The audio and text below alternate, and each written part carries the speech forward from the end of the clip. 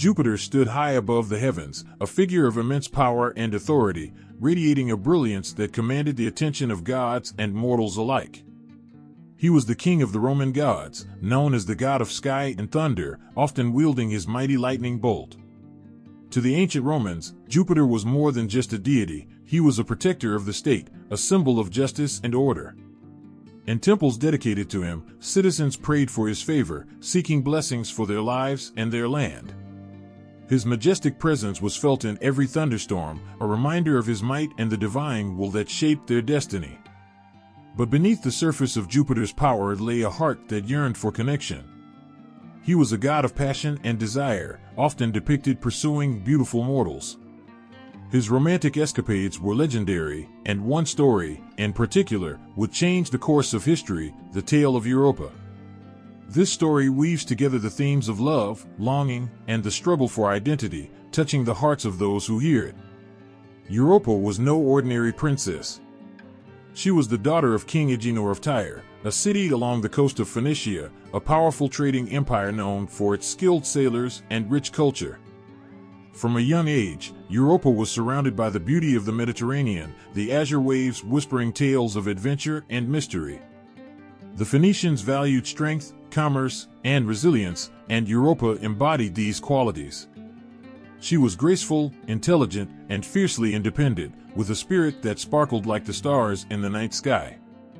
One day, while wandering the lush fields near her home, Europa encountered a magnificent white bull. He was unlike any creature she had ever seen. His coat shone like freshly fallen snow, and his eyes sparkled with a gentle wisdom. The bull moved with a grace that captivated her, drawing her closer. As she approached, she felt an unexplainable connection, a bond that transcended the boundaries of her understanding. In the ancient world, animals often held profound meanings. The white bull symbolized strength and purity, embodying the very essence of life and the mysteries of nature. It whispered to her spirit, igniting a flame of curiosity and wonder. In that moment, Europa sensed that this encounter was destined, an intertwining of fate and desire that would change her life forever. But Jupiter, disguised as the bull, had his own motives. As he gazed into Europa's eyes, he saw not just beauty but the potential for something greater, a legacy that could shape the future. He had fallen in love with her, captivated by her kindness and strength. In his heart, he believed that together they could create something extraordinary, a union that would echo through the ages. His longing was fierce, his determination unwavering. He would go to great lengths to win her heart and secure his place in the annals of history. One fateful afternoon, as Europa played with her friends, the bull returned, its presence drawing her in once more. The moment felt magical, as if time itself paused to allow them a fleeting chance to connect. She climbed onto the bull's back, laughing as he galloped through the fields, the wind sweeping around them like a gentle caress. Europa felt free, her worries fading away as they rode together into the horizon. But behind the joy of that ride lay the weight of fate. Jupiter knew that once Europa experienced the world beyond her homeland, there would be no turning back. The thrill of the adventure tugged at her heart, promising excitement and passion, yet it also held a bittersweet edge. She was about to leave everything familiar behind, her family, her friends, and the life she had always known. As they reached the edge of the ocean, the bull leapt into the waves, taking her far from the shores of Phoenicia. The sea glistened under the sun, a vast expanse of endless possibility. But with every splash of the water, Europa felt a tug in her heart, an ache for the life she was leaving behind. She wanted to trust this enchanting creature, yet the weight of uncertainty loomed large. What awaited her in this new world? Jupiter sensed her hesitation, and in that moment, he revealed his true self. The transformation was nothing short of awe-inspiring. He stood before her, no longer a bull but a radiant god, shining with divine light. He spoke to her in a voice that resonated like thunder, assuring her of his love and the promise of a new life filled with adventure and joy. It was a moment of both wonder and fear, the divine mingling with the mortal, a celestial connection that transcended everything she had known. Europa's heart raced as she gazed into the eyes of Jupiter, feeling both excitement and trepidation. She had been swept away by a love so powerful it defied explanation. The pull of her homeland remained, yet the allure of the unknown tugged at her soul. Jupiter, with his charming words and majestic presence, painted a picture of a future filled with wonder, yet the price of that future was steep. Leaving behind her life meant stepping into the realm of the gods, a world where love and power danced hand in hand, but also one fraught with challenges and sacrifices. Would she be remembered as the princess who abandoned her people for a god? Or would she find a way to bridge the two worlds, becoming a legend in her own right? The narrative of Jupiter and Europa unfolds like a beautiful tapestry, weaving together themes of love, identity, and the sacrifices made for desire. It captures the hearts of all who encounter it, inviting reflection on the nature of love and the complexities of choices. Europa's journey from the shores of Phoenicia to the divine realm of Jupiter is more than just a tale of abduction. It is a profound exploration of what it means to embrace destiny, even when it leads us into the unknown. The tears of joy and sorrow, the laughter of love, and the echoes of longing resonate through the ages, making the story of Jupiter and Europa a timeless reminder of the beauty and pain of love. In the darkness of time before time itself, chaos reigned supreme. There was no sky, no earth, only an endless void. But from this emptiness, life began to stir. A great force emerged, weaving threads of existence into a tapestry of creation. This force gave birth to the first beings, the Titans, who would shape the world in their image. Among them was Cronus, a powerful Titan, who rose to rule over his siblings, driven by an unquenchable thirst for power. Cronus ruled with an iron fist, but his reign was steeped in fear and tragedy. Prophecies foretold that one day he would be overthrown by his own children. Terrified of this fate, Cronus made a heartbreaking decision. He devoured each of his newborn children, one after another, swallowing them whole to prevent them from rising against him. The cries of his children echoed in the depths of his soul, yet he silenced them with each greedy gulp. It was a brutal act of desperation, and he felt no remorse. But in the shadows, hope flickered like a candle's flame. Rhea, the devoted wife of Cronus and daughter of the earth goddess Gaia, could not bear to watch her children perish. With each birth, her heart shattered a little more. Finally, when their youngest child, Jupiter, was born, she resolved to protect him at all costs. In a daring act of defiance, Rhea wrapped a stone in swaddling clothes and presented it to Cronus, tricking him into believing it was the newborn god. With her true son hidden away, Rhea took Jupiter to the lush island of Crete. There, she entrusted him to the care of nymphs who raised him in secrecy. Jupiter grew quickly, a radiant boy with a spirit as fierce as a storm. His laughter rang through the forests, a sound that danced with the winds and brought life to everything around him. He was destined for greatness, but he had to find the courage to confront his father. As Jupiter matured, the heart of a leader beat within him. He was determined to rescue his siblings from the darkness that imprisoned them. The time had come to challenge the tyranny of Cronus. With the wisdom gifted to him by Gaia, Jupiter forged a plan. He sought out the ancient prophecy and discovered a powerful potion hidden deep within the mountains. This potion would grant him the strength to overpower Cronus and free his siblings. Jupiter's heart raced as he approached the looming cave, filled with shadows and whispers of the past. He gathered the rare ingredients needed for the potion, the petals of the rarest flowers, the tears of the nymphs who had nurtured him, and the essence of thunder. With each step, he felt the weight of his destiny pressing upon him.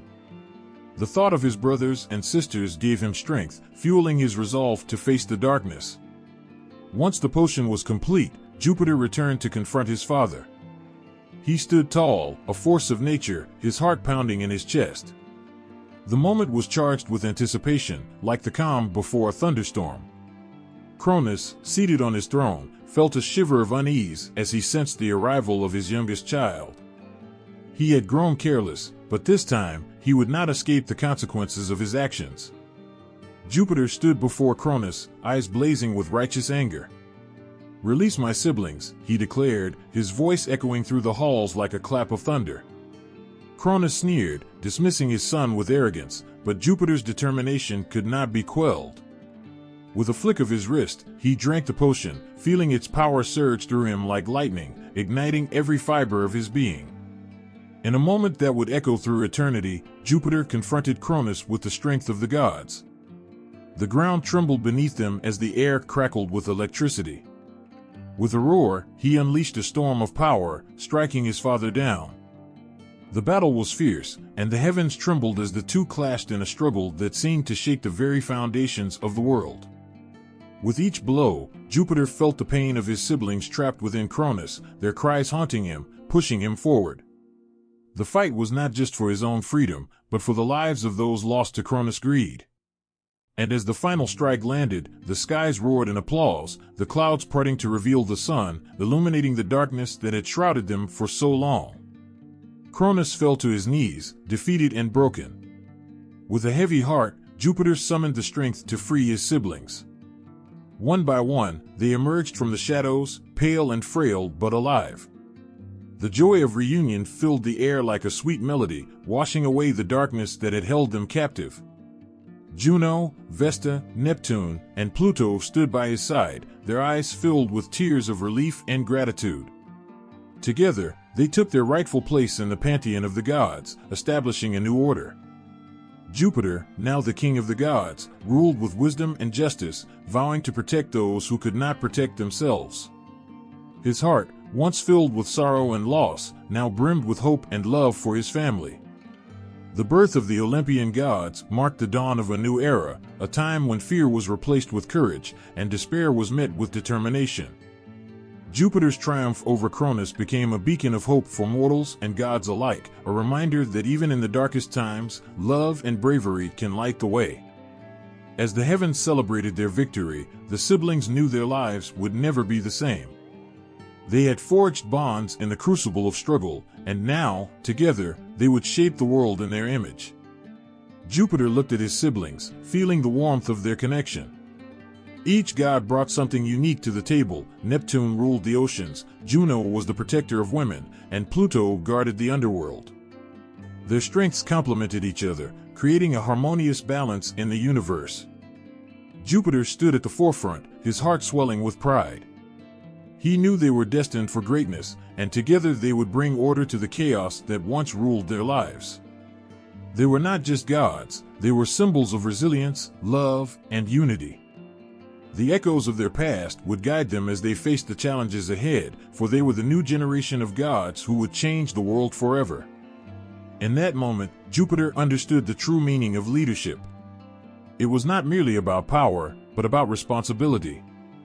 It was a promise to protect those who could not protect themselves and to cherish the bonds of family that had been forged through hardship. His siblings stood by him, and together they would create a legacy that would echo through the ages, a testament to the power of love and the strength of unity against the odds. In the bustling city of Tyre, nestled along the coast of Phoenicia, a legacy was being woven into the fabric of time. Here lived Europa, a princess whose beauty and spirit echoed through the ages, touching the hearts of those who heard her story. She was the daughter of King Agenor, a wise and noble ruler, and her lineage was rich with history and significance. King Agenor was not just a monarch, he was a man of vision. Under his rule, Tyre flourished as a center of trade and culture. The streets were alive with merchants, their stalls brimming with vibrant fabrics and exotic goods. Ships sailed into the harbor, carrying treasures from distant lands, and the laughter of children mingled with the sounds of the sea. Agenor was beloved by his people, not only for his strength, but for his fairness and compassion. He listened to their needs and stood by them in times of hardship. Yet, within his heart, a shadow loomed, a deep fear for his beloved daughter. Europa, with her bright eyes and radiant smile, embodied the hopes of a generation. She was a beacon of light in a world often shrouded in darkness. Her laughter could lift the heaviest of hearts, and her kindness was known far and wide. However, as she grew, so did the challenges that came with her royal blood. Agenor knew that her beauty would attract powerful suitors, but he also understood the dangers that lurked behind the facade of love. As Europa walked through the gardens of her father's palace, she often found solace among the fragrant blossoms and the gentle whispers of the breeze. The gardens were a sanctuary for her, a place where she could dream of the world beyond the walls of Tyre. She yearned for adventure, for a life filled with excitement, yet she remained tethered by the weight of her family's expectations. Agenor's love for her was immense, but it came with a price: protection from the very world she longed to explore. The Phoenicians, to whom Europa belonged, were remarkable people. Their culture was woven from the threads of innovation, artistry, and resilience. As skilled seafarers, they ventured across the Mediterranean, establishing trade routes that connected distant lands. They were pioneers in the world of commerce, introducing the alphabet and creating stunning works of art. Phoenicia was not just a place on the map, it was a thriving civilization that contributed to the very foundation of what would become Western culture. In the evenings, as the sun dipped below the horizon, painting the sky in shades of gold and crimson, Europa would gather with her family. Around the table, stories were shared, tales of the gods, legends of their ancestors, and the triumphs of the Phoenician people. These moments filled her with pride and purpose, reminding her of the legacy she was destined to inherit. But beneath that pride was a growing restlessness, a longing for a life that was not defined by royal duty. Her mother, the gentle and wise Queen Telephassa, often spoke of the importance of lineage. "We are the descendants of heroes," she would say, her voice soft yet strong. "We carry their strength within us." Europa listened closely, feeling the weight of her heritage pressing upon her. Her lineage traced back to ancient deities, to noble figures whose names were whispered in reverence. She was not just a princess, she was part of a grand story that stretched across generations. But with this heritage came an awareness of her responsibilities. The eyes of her people were upon her, and their hopes rested on her shoulders. As the days turned into months, Europa felt the tug of her lineage battling against the pull of her dreams. She wanted to be more than just a symbol of beauty. She wanted to write her own story, to forge her own path in a world filled with endless possibilities. One day, while wandering along the shores of Tyre, Europa encountered a group of sailors preparing their ships for a journey. The smell of salt filled the air, and the sound of the waves crashing against the rocks called to her soul. The sailors spoke of distant lands, of adventures and discoveries that ignited a fire within her. She listened, captivated by their tales of encounters with strange creatures and breathtaking landscapes. In their eyes, she saw the same yearning for freedom that burned in her heart. As she returned to the palace, Europa's mind was racing. The conflict within her grew stronger, between the princess molded by duty and the woman yearning for adventure. She could almost taste the salty breeze on her lips, the promise of the unknown tantalizing her senses. But each step back to the palace felt heavier, burdened by the knowledge of her father's fears and her mother's hopes. King Agenor often expressed his wish to see his daughter married to a noble prince, a union that would strengthen their kingdom and ensure peace with neighboring lands. But for Europa, the thought of being tied to a life dictated by political alliances filled her with dread. She wanted to choose her own fate, to fall in love on her own terms, not as a pawn in a game of power. As the sun set over Tyre, bathing the city in a warm glow, Europa stood on the balcony of her chamber, gazing out at the horizon. She felt the weight of her heritage pulling her in one direction while her heart yearned for something entirely different.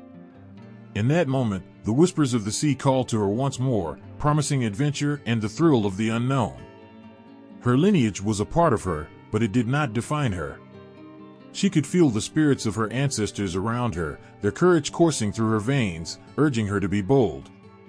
In her heart, she knew that her destiny was not just to fulfill the expectations of her father or to carry the legacy of her people. It was to embrace the journey that awaited her, to step into a future where love and adventure intertwined. The cultural significance of Phoenicia lay not just in its trade and innovations, but in the strength of its people and the rich tapestry of their stories. Europa was a product of that culture, a living testament to the resilience and passion that defined her lineage. The Phoenicians had carved their place in history, and now it was her turn to carve her own path. As she gazed at the stars twinkling in the night sky, Europa felt a sense of calm wash over her. The world was vast, filled with mysteries waiting to be uncovered. The weight of her heritage began to lift, replaced by a growing sense of purpose. She would honor her family, but she would also seek her own truth. With every heartbeat, she could feel the adventure that lay ahead, a journey that would not only change her life but also the fate of those around her. In that moment, she understood that the power of love and the strength of her spirit would guide her toward a future filled with possibilities, forever intertwining her destiny with the legacy of the Phoenicians. The name Europa resonates with beauty, mystery, and adventure. It rolls off the tongue like a gentle breeze, filled with a rich history that has transcended generations. To understand the true essence of Europa, one must look beyond its surface and explore the profound meanings hidden within the syllables. Originating from ancient Greek, Europa's name is believed to mean broad or wide, suggesting expansiveness and openness. This concept reflects the vastness of her character and her ability to embrace the world around her. Europa was not just a princess confined to the walls of her palace, she was a spirit that longed to experience everything life had to offer. The breadth of her name symbolizes her adventurous heart and her desire to reach beyond the boundaries set for her. In the ancient world, names carried weight and significance. They were imbued with meaning, a reflection of the individual's identity and their place in the universe. For Europa, her name spoke to the depth of her lineage and the legacy she was destined to inherit. As the daughter of King Agenor, she was part of a royal line that stretched across the Mediterranean, linking her to the great Phoenician culture. The breadth implied in her name echoed the reach of her family's influence, extending far beyond the shores of Tyre. As the legend of Europa unfolded, her name took on new dimensions. In the tale of her abduction by Jupiter, her wide-reaching spirit became symbolic of the very essence of love and longing. When she was taken away to a distant land, her name transformed into a metaphor for exploration and discovery. Europa's journey was not just a physical one, it was also an emotional and spiritual awakening. The name represented her ability to adapt, to embrace the unknown, and to forge connections across different cultures. Geographically, the name Europa has found a permanent place in history, as it was used to denote a vast region that would come to be known as Europe. This transformation of her name into a continent symbolizes the blending of cultures, ideas, and peoples. Just as Europa, the princess, had journeyed across the sea to a new land, so too did her name become a representation of the diverse tapestry of life that would flourish in Europe. The regions of Europe would grow to embody the very qualities associated with her: creativity, resilience, and the spirit of adventure. With each passing year, the story of Europa resonated more deeply, inspiring countless generations. In art, literature, and music, her name echoed with significance, symbolizing beauty and mystery. Poets and playwrights drew upon her legacy, weaving tales that captured the essence of her journey. They painted her as a figure of grace, a woman who ventured into the unknown and emerged with a strength that defined her character. Her name also sparked the imagination of explorers and thinkers, inspiring voyages and discoveries. The age of exploration was marked by a desire to uncover new lands and cultures, a quest that paralleled Europa's own journey. Just as she set sail on the back of a bull into a world of mystery, so too did explorers venture into uncharted waters, seeking to discover the treasures hidden beyond the horizon. The connection between Europa and exploration became a source of inspiration, a reminder of the beauty found in taking risks and embracing the unknown. Beyond geography, Europa's name held profound cultural significance. In mythology, she became a symbol of transformation and rebirth. The tale of her abduction and eventual rise as the Mother of Kings represented the merging of different worlds, mortal and divine, east and west. The legacy of her name became intertwined with themes of love and connection, reminding people of the power of relationships that span across cultures and time. Throughout history, Europa's name has been invoked to represent not just a woman or a figure in mythology, but a concept that transcends borders. It embodies the spirit of exploration, the quest for knowledge, and the deep-seated desire to connect with one another. The name has evolved into a beacon of hope and possibility, encouraging people to seek out new experiences, to embrace change, and to honor the ties that bind us all.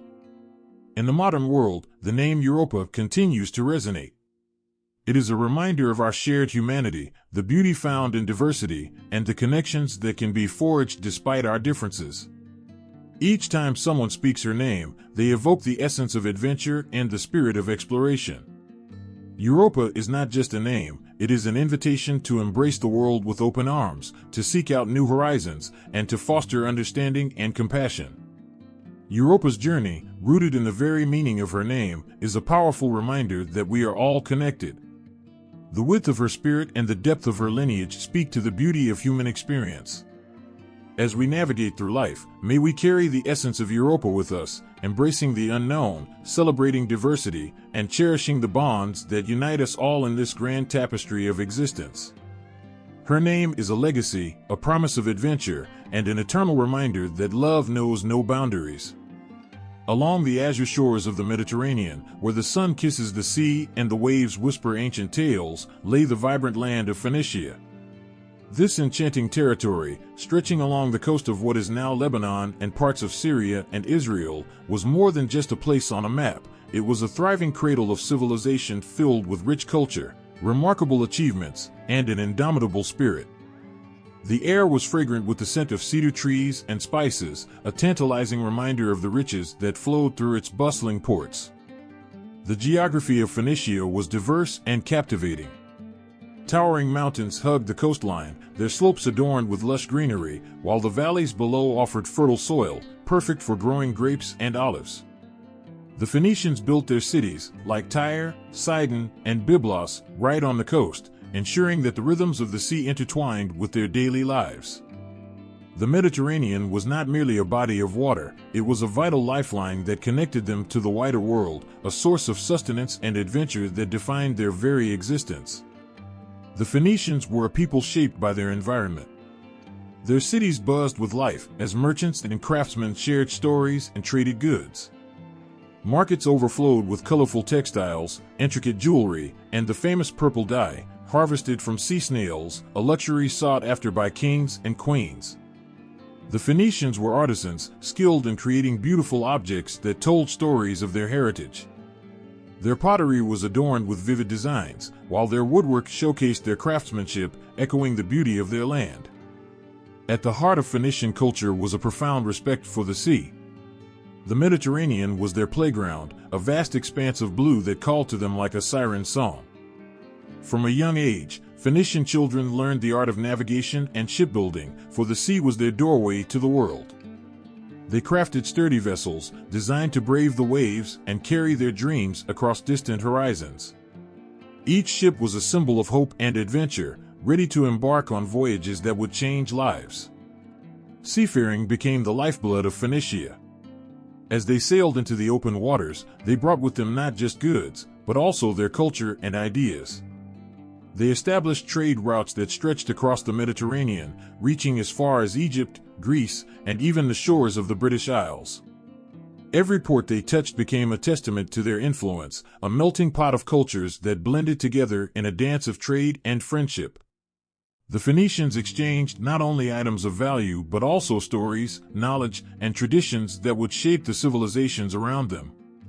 Through their maritime prowess, the Phoenicians spread the art of writing, introducing the alphabet that would eventually influence languages far and wide.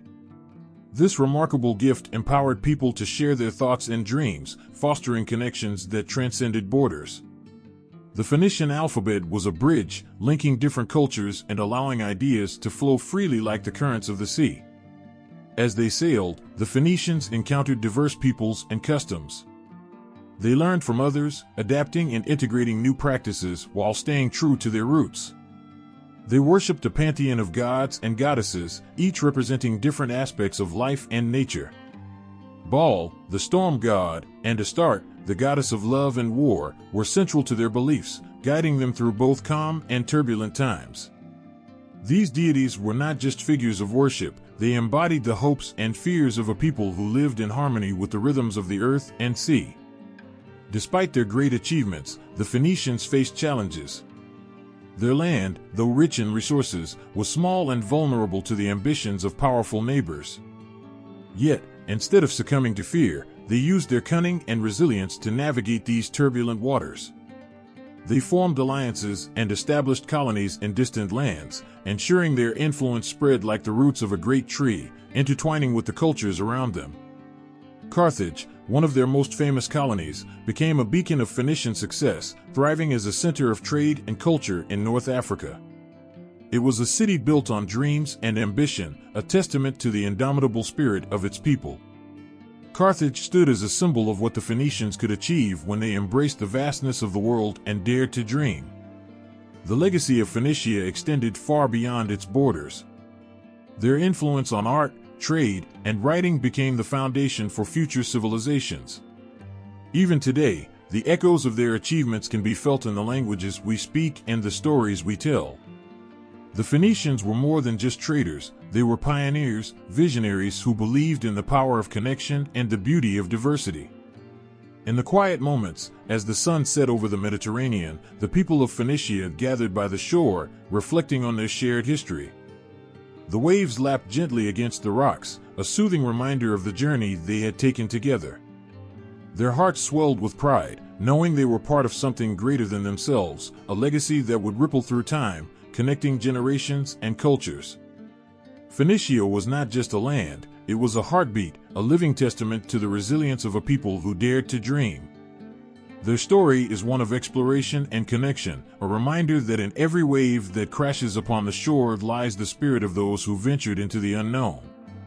With each ship that set sail, the Phoenicians embraced the beauty of life and the bonds of kinship, carving a place in history that would forever be remembered. Under the gentle glow of the moon, Europa often found herself wandering in the realm of dreams, where the ordinary faded and the extraordinary took flight. Each night, as she drifted into slumber, her mind became a canvas painted with vivid colors and divine messages. The dreams whispered to her like a secret language, inviting her to listen closely, to understand the visions that danced before her eyes. In these dreams, Europa saw landscapes filled with lush gardens and shimmering waters, places that felt both familiar and distant. Ethereal figures appeared, their forms woven from light, beckoning her with outstretched hands. The air hummed with energy, filled with the promise of something magnificent just beyond her reach.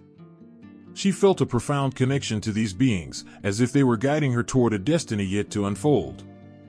One night, as the stars twinkled like diamonds in the sky, Europa found herself standing on the edge of a vast ocean.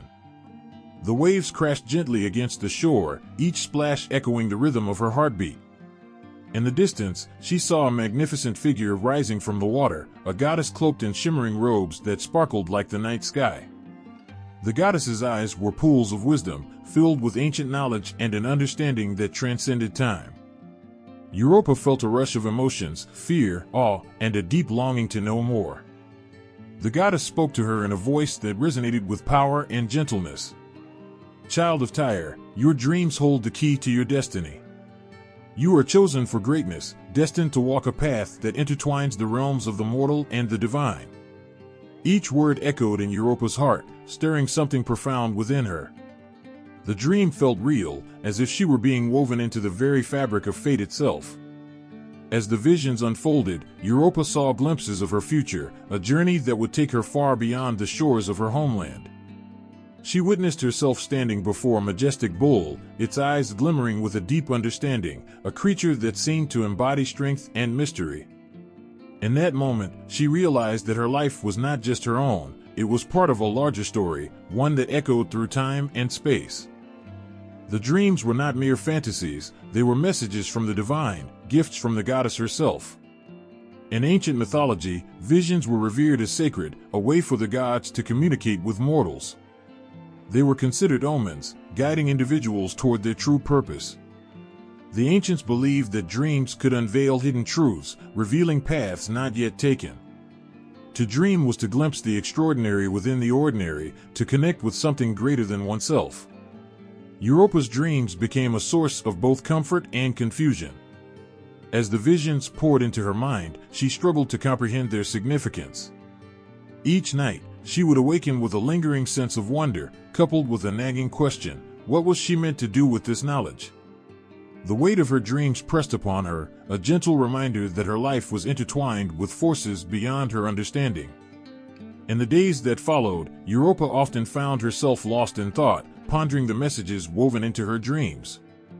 She confided in her mother, Queen Telephassa, who listened with a knowing smile. "My dear, the gods have a way of speaking to those they choose.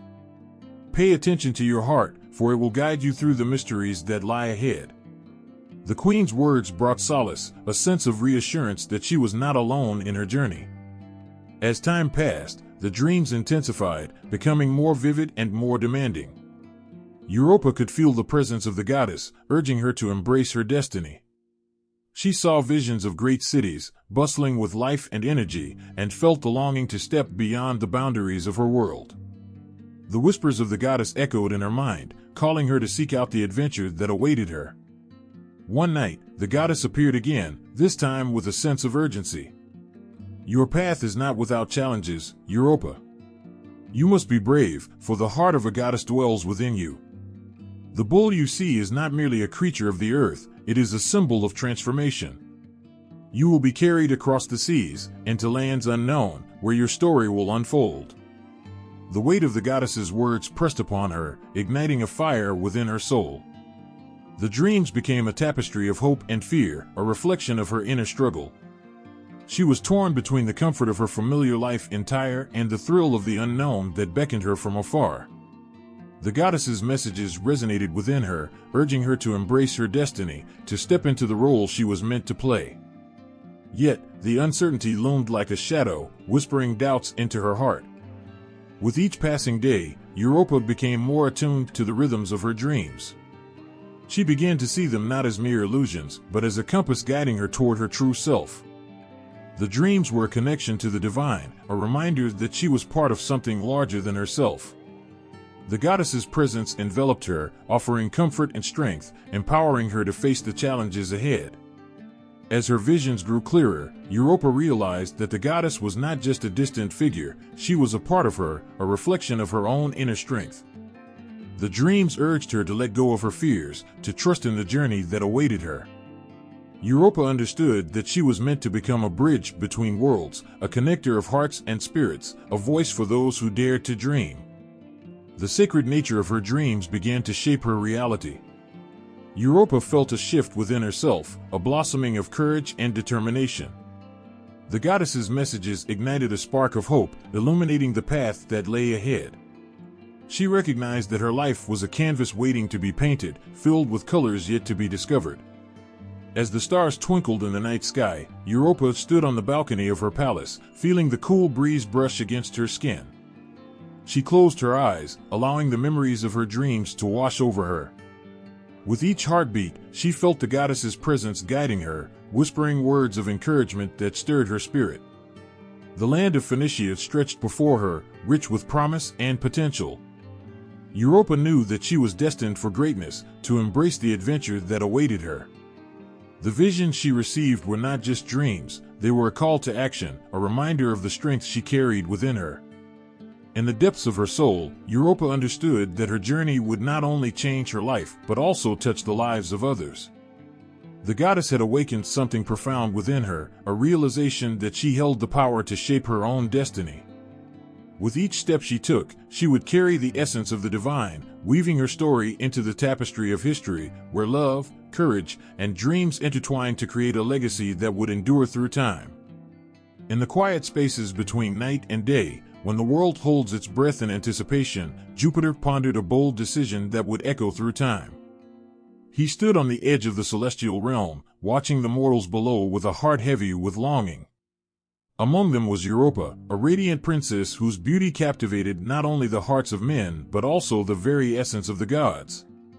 Her laughter floated like music on the wind, and in her eyes sparkled the light of 1,000 stars.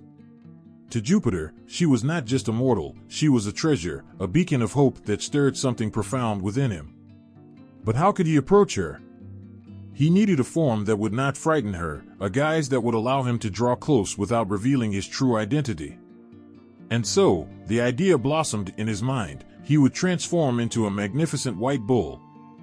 A bull, he thought, is strong and gentle, a creature of the earth that represents power and grace. In ancient cultures, the bull symbolized not just might, but also fertility, abundance, and protection. It was a creature of the fields, revered for its role in agriculture and its connection to life itself. This transformation would allow him to approach Europa without arousing suspicion, to earn her trust, and to win her heart. As he began to change, golden light enveloped him, swirling around him like the warm embrace of sunlight. His powerful limbs became those of a great bull, and his form grew larger, more majestic. His coat shone brilliantly, pure as freshly fallen snow, and his eyes glimmered with an intelligence that belied his animalistic appearance. With each passing moment, he felt the essence of the bull seep into his being, the strength, the grace, the quiet nobility. This was more than a disguise, it was a transformation that filled him with a sense of purpose and determination. In this new form, he approached the shores of Phoenicia, where the waves lapped gently against the sand, singing songs of ancient times. Europa was there, her hair dancing in the breeze, unaware that the greatest of gods was watching her with a heart full of love. He felt the pull of destiny guiding him closer to her. The sight of her brought forth an overwhelming urge to protect and cherish her. The white bull, gentle yet powerful, stepped forward, drawn by an irresistible connection. As he grazed near her, Europa paused, captivated by the sight of this beautiful creature. The white bull was unlike anything she had seen before, its coat gleamed in the sunlight, and its presence radiated a sense of peace and strength. In that moment, the air crackled with a magical energy, and she felt an inexplicable bond forming between them. The bull, with its gentle eyes and tranquil demeanor, drew her in, whispering secrets only her heart could understand. Jupiter watched her closely, his heart swelling with emotions he had never known. He marveled at her grace, her innocence, and the way her spirit shone like a beacon in the night. He knew that he must tread carefully. In this form, he could show her the gentler side of his nature, one that sought connection rather than conquest. Every soft step of the bull mirrored his own yearning to reach out and be close to her, to share a bond that transcended the boundaries of the mortal and divine. In ancient cultures, the bull was a powerful symbol. It was seen as a guardian, a protector of the harvest and the embodiment of strength. The bull represented the life force, the very essence of creation. Farmers revered it, for it was essential to their survival, providing not only labor but also sustenance. To the people of Phoenicia, as in many other ancient cultures, the bull held a sacred place in their hearts, signifying prosperity and abundance. Jupiter understood this symbolism all too well. By taking the form of a bull, he was not just hiding his identity, he was becoming a manifestation of everything that Europa's people held dear. He embodied their hopes for the future, their dreams of bountiful harvests and fruitful lives. In his heart, he felt a sense of responsibility to protect this land, to nurture it, just as he longed to nurture Europa's spirit. This was not merely an act of desire, it was a promise of love and care wrapped in the guise of a creature they cherished. As Europa approached the white bull, a sense of calm washed over her. She reached out a hand, fingers trembling with excitement, and the bull leaned closer, allowing her to touch its soft, warm coat. In that moment, a connection blossomed, one that would forever change the course of their lives. The touch felt electric, igniting a spark between them that transcended the ordinary. It was a recognition, an unspoken understanding that they were meant to be together, drawn by forces greater than themselves. In her heart, Europa felt a sense of wonder and curiosity. She could sense that this bull was special, that it held within it the soul of something magnificent. Perhaps it was a gift from the gods, sent to guide her on a journey she could not yet fathom. She marveled at the way the bull seemed to understand her, its deep, expressive eyes conveying a warmth that made her feel safe and cherished. The white bull was more than just an animal, it was a promise of adventure, a symbol of a destiny that lay ahead. As days turned into nights, Europa found herself returning to the shores, drawn by an irresistible force. Each encounter with the bull filled her with joy and comfort. She would sit beside it, sharing her dreams and fears, feeling an unbreakable bond form between them. In those moments, Jupiter reveled in the joy of her laughter, the way her spirit seemed to light up the world around her. He wanted to tell her the truth, to reveal his true self, but he understood that he needed to build her trust first, to prove that he was worthy of her love. But the deeper their connection grew, the more Jupiter felt the weight of his dual existence. He was a god playing a role, a divine being wrapped in the form of a gentle bull. How could he reveal the truth without shattering the beauty of what they had built? Each moment spent in her presence filled him with both happiness and longing, the desire to be honest battling with the fear of losing her. The white bull became a symbol of hope for Europa, representing the promise of love and adventure that lay ahead. But for Jupiter, it was a reminder of the delicate balance he had to maintain. He watched as Europa opened her heart to him, not knowing that behind those soft eyes lay the heart of a god. As the days passed, the line between the divine and the mortal began to blur, and Jupiter understood that their destinies were forever intertwined. In that magical time, the allure of the bull was not just about his strength or beauty, it was about the connection forged in their shared moments, a bond that spoke of love, trust, and destiny. As the sun set over the horizon, painting the sky in hues of gold and crimson, Europa stood beside the bull, feeling the warmth of its presence. In her heart, she knew that something extraordinary was about to unfold, a love story that would transcend the boundaries of heaven and earth, one that would forever change the tapestry of their lives. The sun rose over the city of Tyre, casting a warm golden light across the bustling streets. The air buzzed with excitement and anticipation as the festival of Europa approached. This annual celebration was unlike any other, a time when the city came alive with color, music, and laughter. Families prepared for weeks, decorating their homes with vibrant fabrics and fragrant flowers. The scent of spices and baked goods wafted through the air, mingling with the joyous sounds of children playing and merchants shouting their wares. Europa, the beloved princess, was at the heart of it all. As she walked through the streets, adorned in her finest garments, people greeted her with smiles and cheers. Her beauty was radiant, her laughter infectious. But beneath her charming exterior, Europa felt a mix of excitement and trepidation. This festival was a celebration of love and fertility, dedicated to the goddess Astarte, and many believed it was a time for new beginnings. In the air hung a palpable sense of magic, as if the very gods were watching, waiting for something extraordinary to unfold. As the sun climbed higher, the festivities began in earnest. Colorful processions filled the streets, with dancers swaying in rhythm to the lively music played by skilled musicians. People donned masks and costumes, portraying gods and goddesses from the ancient tales. Each float that passed was adorned with flowers and fruits, symbolizing abundance and prosperity. The laughter of the crowd echoed through the city, mixing with the sweet melodies that floated in the breeze. Amidst the merriment, rituals took place that honored Astarte. Priests and priestesses led the people in prayers, asking for blessings on their families and harvests. Altars decorated with flowers and incense filled the town square, where offerings of bread and wine were laid out as gifts to the goddess. The air was thick with the aroma of myrrh and frankincense, intoxicating and sacred. People whispered their hopes and dreams, believing that during this time, the veil between the mortal and divine was thin. As evening approached, the excitement grew even more intense. Lanterns lit up the streets, casting a warm glow that made the city seem enchanted. The climax of the festival was the ceremonial chase, a playful game where young men donned costumes to represent various gods. They would race through the streets, playfully trying to catch a beautiful maiden, a symbol of love and attraction. The energy was electric, and Europa could feel the thrill in her veins. While the celebration swirled around her, Europa felt an irresistible pull towards the shoreline. The sound of waves crashing against the rocks called to her, a melody that whispered secrets she couldn't quite grasp. As she wandered away from the festivities, the lights of the festival faded into the distance, and she found herself standing at the water's edge, where the sea met the land in a breathtaking dance. The moon hung low in the sky, its silver light shimmering on the water's surface. Europa took a deep breath, feeling the cool breeze kiss her skin. In that quiet moment, she closed her eyes and let the sounds of the festival fade away. She longed for something beyond the celebrations, a sense of purpose that echoed deep within her heart.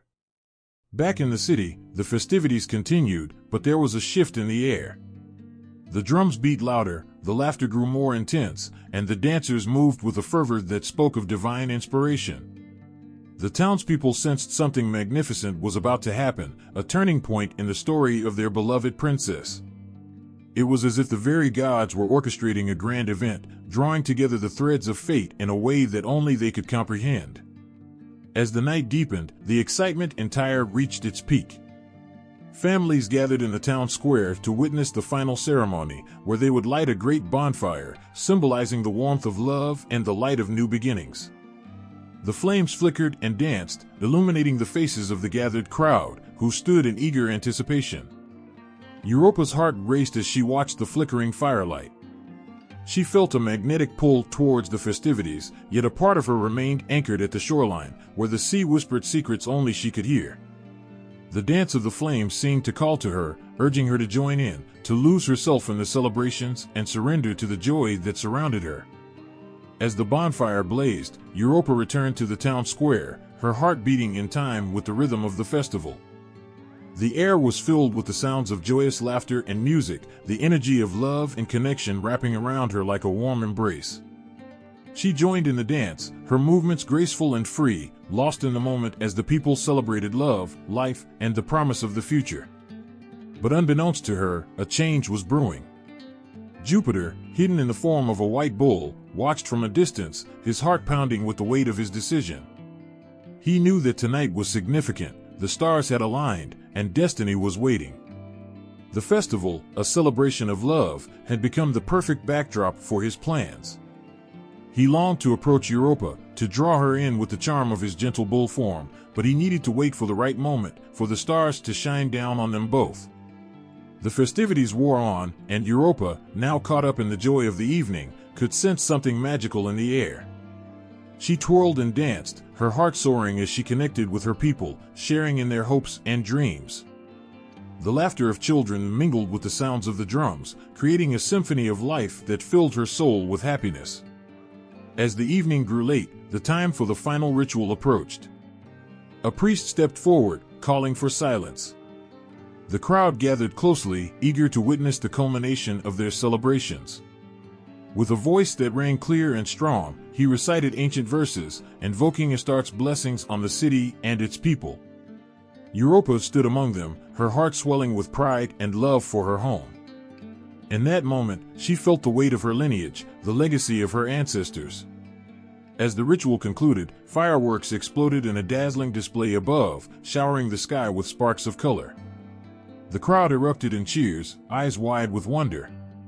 Yet, amidst the celebration, Europa felt a gentle tug at her heart, as if a whisper from the universe was guiding her towards something profound. It was the call of destiny, urging her to step beyond the boundaries of her known world. With her heart full of hope and excitement, Europa took a step forward, her gaze scanning the faces around her. The energy of the festival swirled like a living thing, and she felt as if the entire universe was conspiring to bring her closer to her fate. Little did she know that, at that very moment, Jupiter was preparing to reveal himself, to step into the light and embrace the love that had been written in the stars. In the midst of the joyous chaos, Europa's heart beat faster, filled with a sense of wonder and expectation. The Festival of Europa, a celebration of love and new beginnings, was about to transform her life in ways she could not yet imagine. The whispers of destiny danced around her as she moved closer to the edge of the unknown, ready to embrace whatever awaited her in the unfolding tale of love and adventure. The night was alive with magic and excitement as the Festival of Europa reached its climax. Laughter echoed through the streets of Tyre, and lanterns flickered like stars scattered across the dark sky. The energy was palpable, a mixture of joy and anticipation hanging in the air. Europa, caught in the swirl of celebration, felt a connection to her people that warmed her heart. Little did she know, fate was preparing to sweep her off her feet in the most unexpected way. In the midst of the revelry, a hush fell over the crowd as the bonfire roared to life, casting a golden glow that illuminated the faces of the townspeople. They watched with wide eyes, captivated by the dance of the flames and the rituals unfolding before them. But while they were lost in the joy of the moment, the ground beneath them trembled with the approach of a divine force. Jupiter, hidden within the form of a magnificent white bull, stood at the edge of the festivities, his heart pounding with determination. Europa felt an inexplicable pull toward the shoreline, an urge she could not ignore.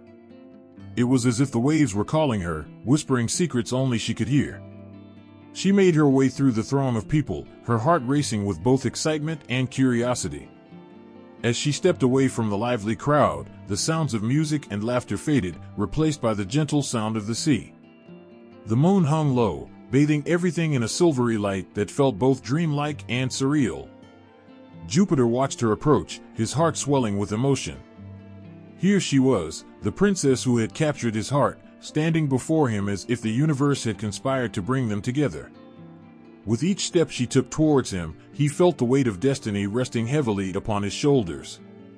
He had come to take her away, to show her a world beyond her wildest dreams. But he knew this moment would change everything for her.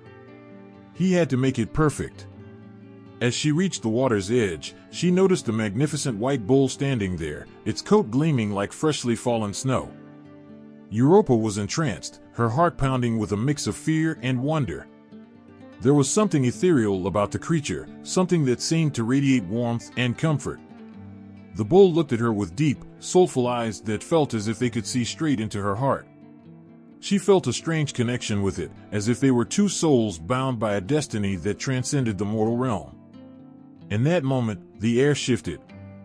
Jupiter took a deep breath, and with a flash of golden light, he revealed his true form. The magnificent bull transformed into the majestic god Jupiter, standing before Europa in all his divine glory. His presence was overwhelming, a blend of strength and gentleness that left her breathless.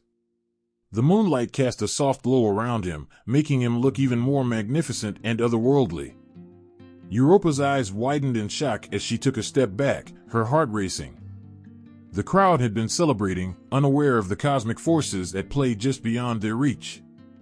The sudden shift from the familiar to the divine sent ripples of fear and awe through her. She felt both exhilarated and terrified. How could the god of the sky be here, before her, in such a personal and intimate way?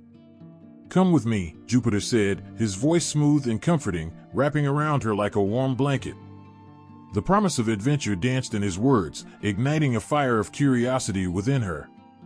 She could feel the pull of the unknown beckoning her, urging her to step forward, to trust him. But doubt crept in. What would become of her? What about her family and her life entire? The questions swirled in her mind, making her hesitate. But before she could voice her concerns, Jupiter reached out a hand, a gentle invitation that felt impossible to resist. He stepped closer, and in that moment, he knew he had to act swiftly. The transformation was complete, the time for hesitation had passed. In an instant, he swept her up in his arms, and with a powerful leap, he bounded into the sky, soaring above the waves and leaving the world of Tyre behind. Gasps filled the air as the people of Tyre witnessed the extraordinary sight unfolding before them. The sky was lit up with the brilliance of the moon and stars, contrasting sharply with the dark shadows cast by the towering cliffs. A wave of disbelief washed over the crowd as they struggled to comprehend what they were witnessing. The beloved princess, their hope and joy, had been taken by the god himself. Panic rippled through the festival goers, their laughter replaced by cries of shock and confusion. "What has happened?" they gasped. "Where has Europa gone?" King Agenor, her father, stood at the center of the chaos, his face pale with fear and disbelief. He had always known of the legends, the stories of gods coming down from the heavens to sweep mortals away, but now those tales felt like a cruel reality. The thought of losing his daughter sent waves of despair crashing over him. "Europa," he shouted, his voice filled with anguish. The cries of her family echoed through the streets as they frantically searched for her. Friends and loved ones joined in, calling her name, their voices rising above the din of the festival. The sense of community that had once filled the air was now suffocated by a profound sorrow. They could hardly comprehend the depth of their loss as they stood, helpless against the forces of fate. As Jupiter carried Europa higher into the night sky, she looked down at the world below, feeling both exhilarated and terrified. The city of Tyre shrank beneath them, a patchwork of lights twinkling like stars on earth. The realization of her abduction hit her like a wave, crashing against the walls of her heart. She was leaving everything she had ever known behind, her family, her friends, her life. But as she gazed into Jupiter's eyes, she saw something different, a warmth, a promise of love and adventure. His gaze was filled with affection, and in that moment, she felt the weight of her fears lift just a little. Perhaps this was not just an abduction, perhaps it was the beginning of something extraordinary. With each beat of her heart, she felt a strange mixture of dread and excitement, knowing that her life would never be the same. Entire, the atmosphere was thick with grief and uncertainty. Families huddled together, trying to make sense of the chaos. The festival that had once been filled with laughter was now overshadowed by a sense of loss. Rumors spread like wildfire, whispers of what could have happened, tales of divine beings and the whims of the gods. The people struggled to find comfort in one another, holding on to hope even as despair threatened to engulf them. King Agenor stood resolute amidst the turmoil. He knew he had to act quickly. Summoning his advisors, he sought counsel on how to bring his daughter back. "We cannot let this stand," he proclaimed, determination etched on his face. "We must find her, no matter the cost. She is our princess, our light. I will not rest until she is home." As the night wore on, the people of Tyre lit torches and set off in search of Europa, their hearts heavy with worry and fear. The moon shone down upon them, a silent witness to the turmoil that had erupted in their peaceful lives. As they called her name into the darkness, hope flickered like the flames of their torches, fighting against the shadows that threatened to consume them. Meanwhile, high above the world, Jupiter cradled Europa in his arms, a sense of purpose guiding him. He felt the connection between them grow stronger, a bond that transcended their different worlds. Though she was frightened, he vowed to protect her, to show her the beauty and wonder that awaited them. With every beat of his heart, he knew he would do everything in his power to make her feel safe and cherished. As they soared through the night, a new chapter of their lives began to unfold, one that would forever change the course of history. The abduction had set into motion a tale of love, longing, and adventure, one that would resonate through the ages, echoing the timeless dance between mortals and gods, between fear and hope. And as Europa gazed into the depths of the night sky, she couldn't shake the feeling that this was only the beginning of something extraordinary. The cool sea breeze brushed against Europa's face as she was cradled in the arms of Jupiter, soaring high above the waves. Below, the vast expanse of the ocean stretched endlessly, its deep blue waters shimmering under the glow of the moon. As they flew, the rhythmic sound of the waves crashing against the rocks created a soothing melody that began to ease her racing heart. But despite the beauty surrounding her, a knot of fear twisted in her stomach. She was leaving everything behind, the only home she had ever known, the family she cherished, the people who loved her. Jupiter held her tightly, feeling her tension. His heart ached for her. He understood the whirlwind of emotions swirling within her. He had taken her from her life, and while his intentions were noble, the burden of their fates weighed heavily on him. He had watched her from afar, captivated by her grace and kindness. She was more than a princess, she was a beacon of light, a spirit that shone brightly even in the darkest times. But now, here she was, swept away into a life that she had not chosen. With each beat of his powerful wings, Jupiter resolved to show her that this was not merely an abduction, but a chance for a new beginning. He wanted her to feel safe, cherished, and loved. The journey to Crete was not just a flight across the sea, it was a promise of a future filled with hope and adventure. He wanted her to understand that she was meant for greatness, destined to play a role in a story that would echo through the ages. As they glided over the waves, Europa dared to look up at Jupiter, her eyes wide with wonder and uncertainty. "Where are we going?" she asked, her voice trembling slightly. It was a simple question, but it held so much weight. She needed reassurance, an anchor in the storm of confusion that had swept over her life. "To Crete," Jupiter replied, his voice steady and warm. "A land of beauty and mystery, where we will start anew. It is my home, and I promise to keep you safe there."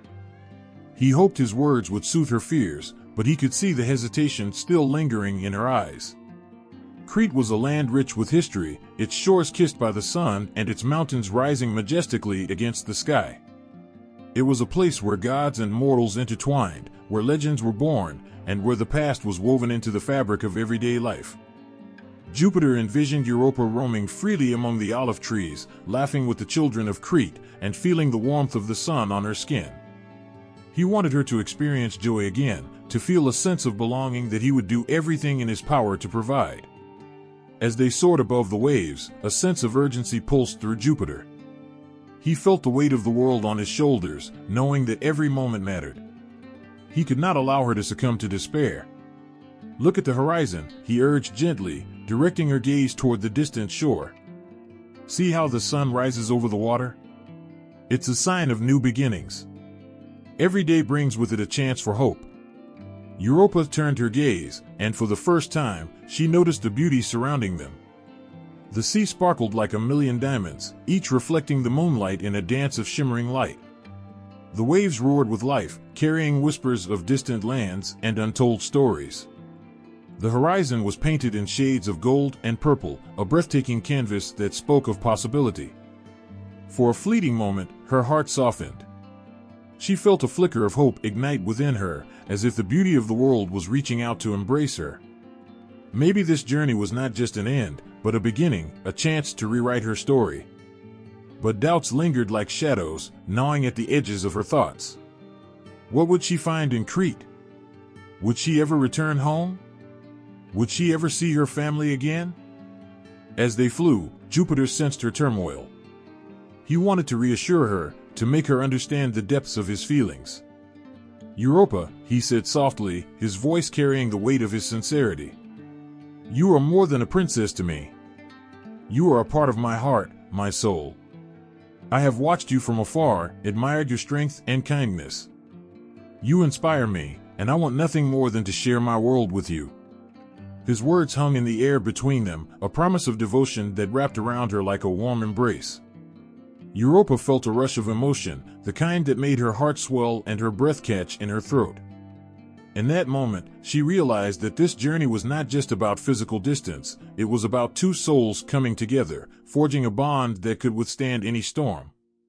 But still, uncertainty loomed over her. She needed to understand what lay ahead. "What will happen when we reach Crete?" she asked, her voice barely above a whisper.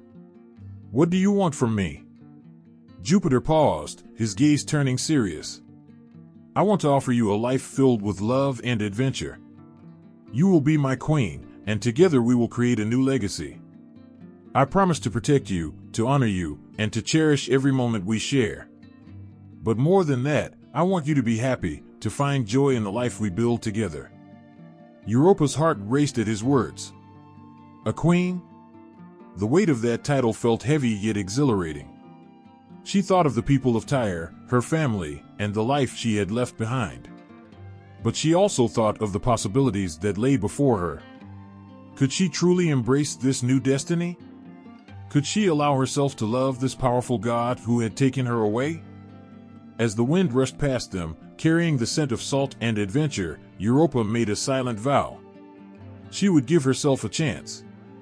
She would open her heart to the unknown, to the man who had shown her that even in the darkest moments, there was still light to be found. The journey to Crete would not just be a flight through the sky, it would be a leap of faith, a chance to redefine her existence. With renewed determination, Europa looked ahead, her gaze fixed on the distant shores of Crete. The outline of the island grew clearer with each passing moment, and her heart surged with hope. The waves sang a song of welcome, and the land beckoned her with open arms. She could almost hear the laughter of children playing in the fields, the scent of fresh bread baking in the sun, and the stories waiting to be told. Jupiter felt her resolve strengthen beside him, and a wave of gratitude washed over him. He had always known that Europa was special, but in this moment, he realized just how brave she was. Together, they would face whatever challenges lay ahead. The weight of their destinies intertwined, a tapestry of love and courage woven through the fabric of their lives. As they drew closer to Crete, the sun began to rise on the horizon, bathing the world in a warm, golden light. It felt as if the universe was celebrating their arrival, welcoming them to a new beginning. Europa took a deep breath, the salty air filling her lungs, and she felt a sense of peace wash over her. This journey, once fraught with uncertainty, had transformed into a promise of hope. Jupiter smiled at her, his heart swelling with love and admiration. Together, they would create a new life, one filled with laughter, adventure, and the joy of discovering the world around them. The ocean, with its endless waves and untamed beauty, was now a part of their story, a story that would be written in the stars and sung by the winds for generations to come. As the sun rose over Crete, the island glowed with the golden light of a new day. Europa stood on the balcony of her new home, her heart racing with a mix of excitement and trepidation. The view was breathtaking. Vast stretches of blue sea surrounded the island, kissed by gentle waves that danced against the rocky shores. In the distance, the mountains rose proudly, their peaks touching the sky. This was her new life, a life she had never imagined. The air was thick with the sweet scent of wildflowers and the salty tang of the ocean. The sounds of the island filled her ears, laughter from children playing in the fields, the call of birds soaring above, and the faint strumming of a lyre in the distance. It was a symphony of life, a beautiful song that welcomed her to this land. Yet, amid the beauty, Europa felt a weight in her chest. Would she truly belong here? Would she ever feel at home? Jupiter, her husband and the king of the gods, sensed her uncertainty. He approached her, wrapping his arms around her waist, grounding her in the moment. "You are safe here, Europa," he whispered, his voice warm and reassuring. "This land will embrace you, just as I do." His words were a balm to her troubled heart. Europa turned to face him, her eyes shining with hope and longing. She wanted to believe him. She wanted to embrace this new beginning and let the warmth of Crete fill the empty spaces within her. But the memories of Tyre, the familiar streets, the laughter of her family, and the love she had left behind, still tugged at her heart. Life in Crete unfolded like a vibrant tapestry. Each day was filled with new experiences and encounters. The people of the island welcomed her with open arms.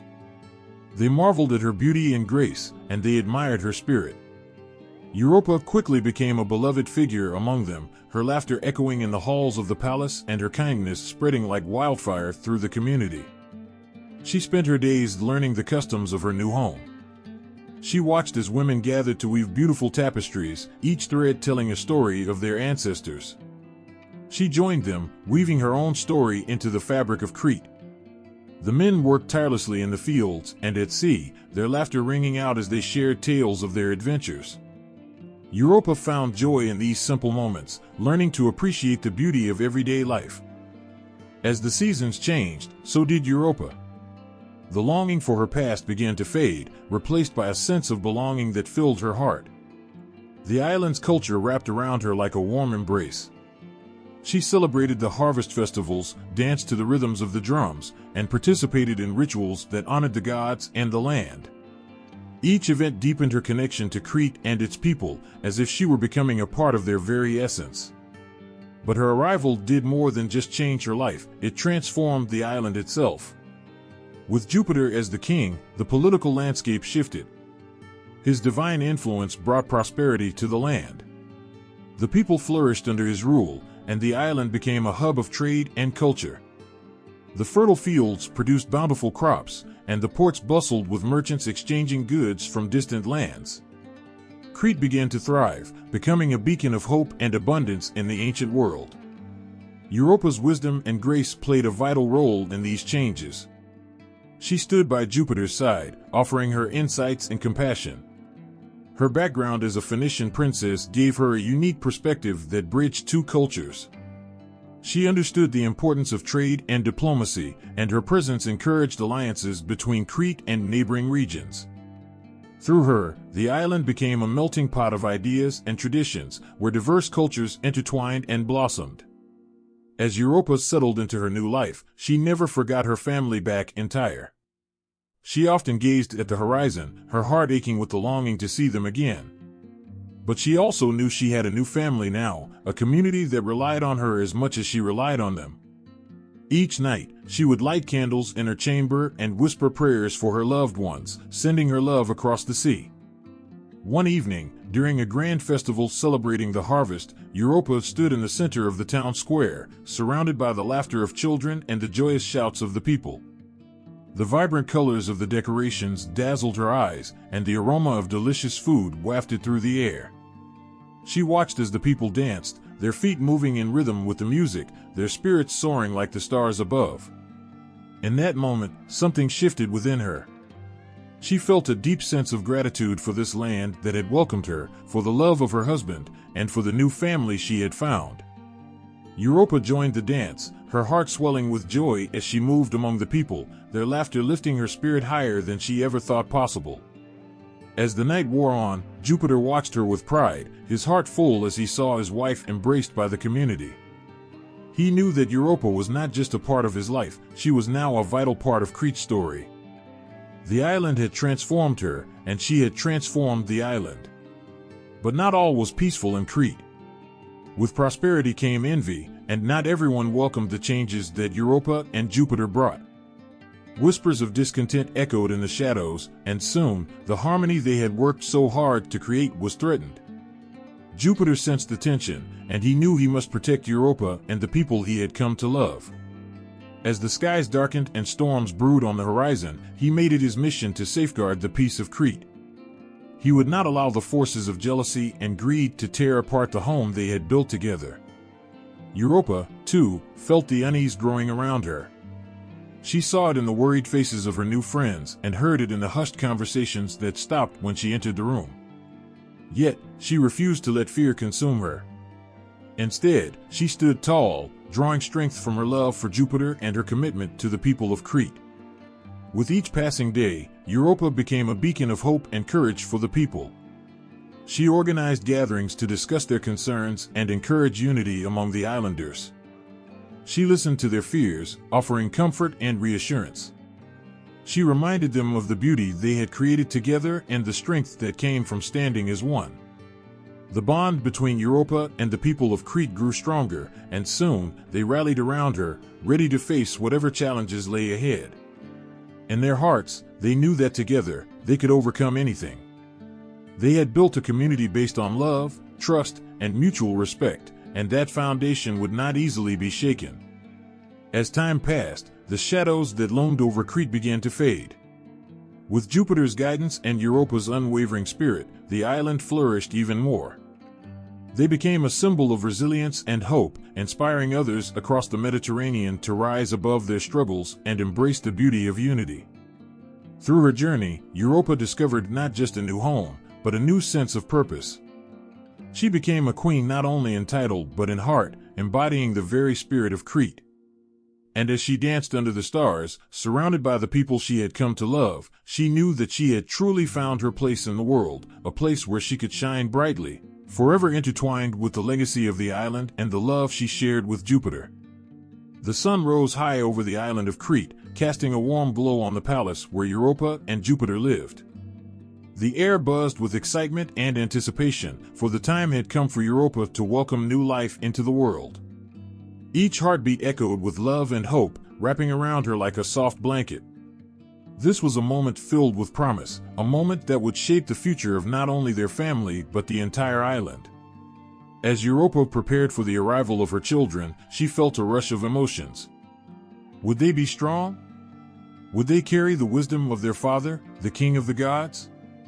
Would they bring joy to the people of Crete, just as she had hoped? With every passing moment, her heart swelled with love for the little souls waiting to be born. She envisioned them growing up, running through the fields, exploring the shores, and laughing under the sun. When the time finally came, the palace filled with warmth and light. Europa's cries of joy mingled with the laughter of attendants as the first child was born. A boy with dark hair and bright eyes, full of life and energy. They named him Minos, a name that would soon echo through history. As she held him close, Europa felt a bond deeper than she had ever known, a connection that would last a lifetime. Minos grew quickly, his laughter ringing through the halls of the palace. He was curious and adventurous, always eager to learn more about the world around him. Europa watched as he explored the gardens, chasing butterflies and asking endless questions about the stars that twinkled in the night sky. Every day, he reminded her of the beauty of life and the joy of discovery. As months passed, Europa welcomed 2 more children into the world. Rhadamanthus, a wise and thoughtful boy, was born next. His gentle nature was a soothing balm for the family, and his curiosity matched that of his older brother. He spent hours listening to stories from the palace's elders, absorbing their wisdom like a sponge. Europa often caught him lost in thought, contemplating the tales of heroes and the lessons they held. Finally, Sarpedon joined the family. The youngest of the three, he had a spirit that shone brightly. His laughter was infectious, lighting up the room and filling hearts with joy. Europa knew each child was special in their own right, each destined for greatness, each a piece of her heart walking in the world. As the boys grew, their personalities began to take shape, each reflecting different aspects of their lineage. Minos, the eldest, was bold and ambitious, dreaming of becoming a great leader. He had a natural charisma that drew people to him. Under his father's watchful eye, he learned the ways of leadership, the importance of justice, and the strength that came from compassion. The people of Crete admired him, seeing in him the qualities of a great king. Rhadamanthus, on the other hand, showed a different kind of strength. His wisdom set him apart. As he grew older, he became known for his fair judgments and deep understanding of right and wrong. He often served as a mediator among the people, resolving conflicts with grace and empathy. His mother would watch him with pride, knowing he would be a guiding light in the lives of those around him. Sarpedon, the youngest, was a blend of both his brothers.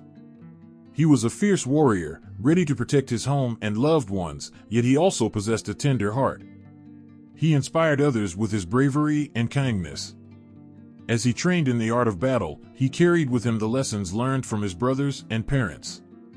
Europa saw in him the future of Crete, a protector of peace and harmony.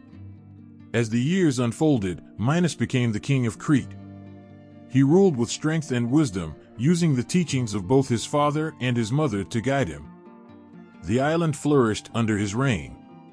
Minos brought prosperity, fairness, and justice, ensuring that every voice was heard, every heart valued. He established laws that promoted harmony, and his leadership became a model for other kingdoms. But with greatness came challenges.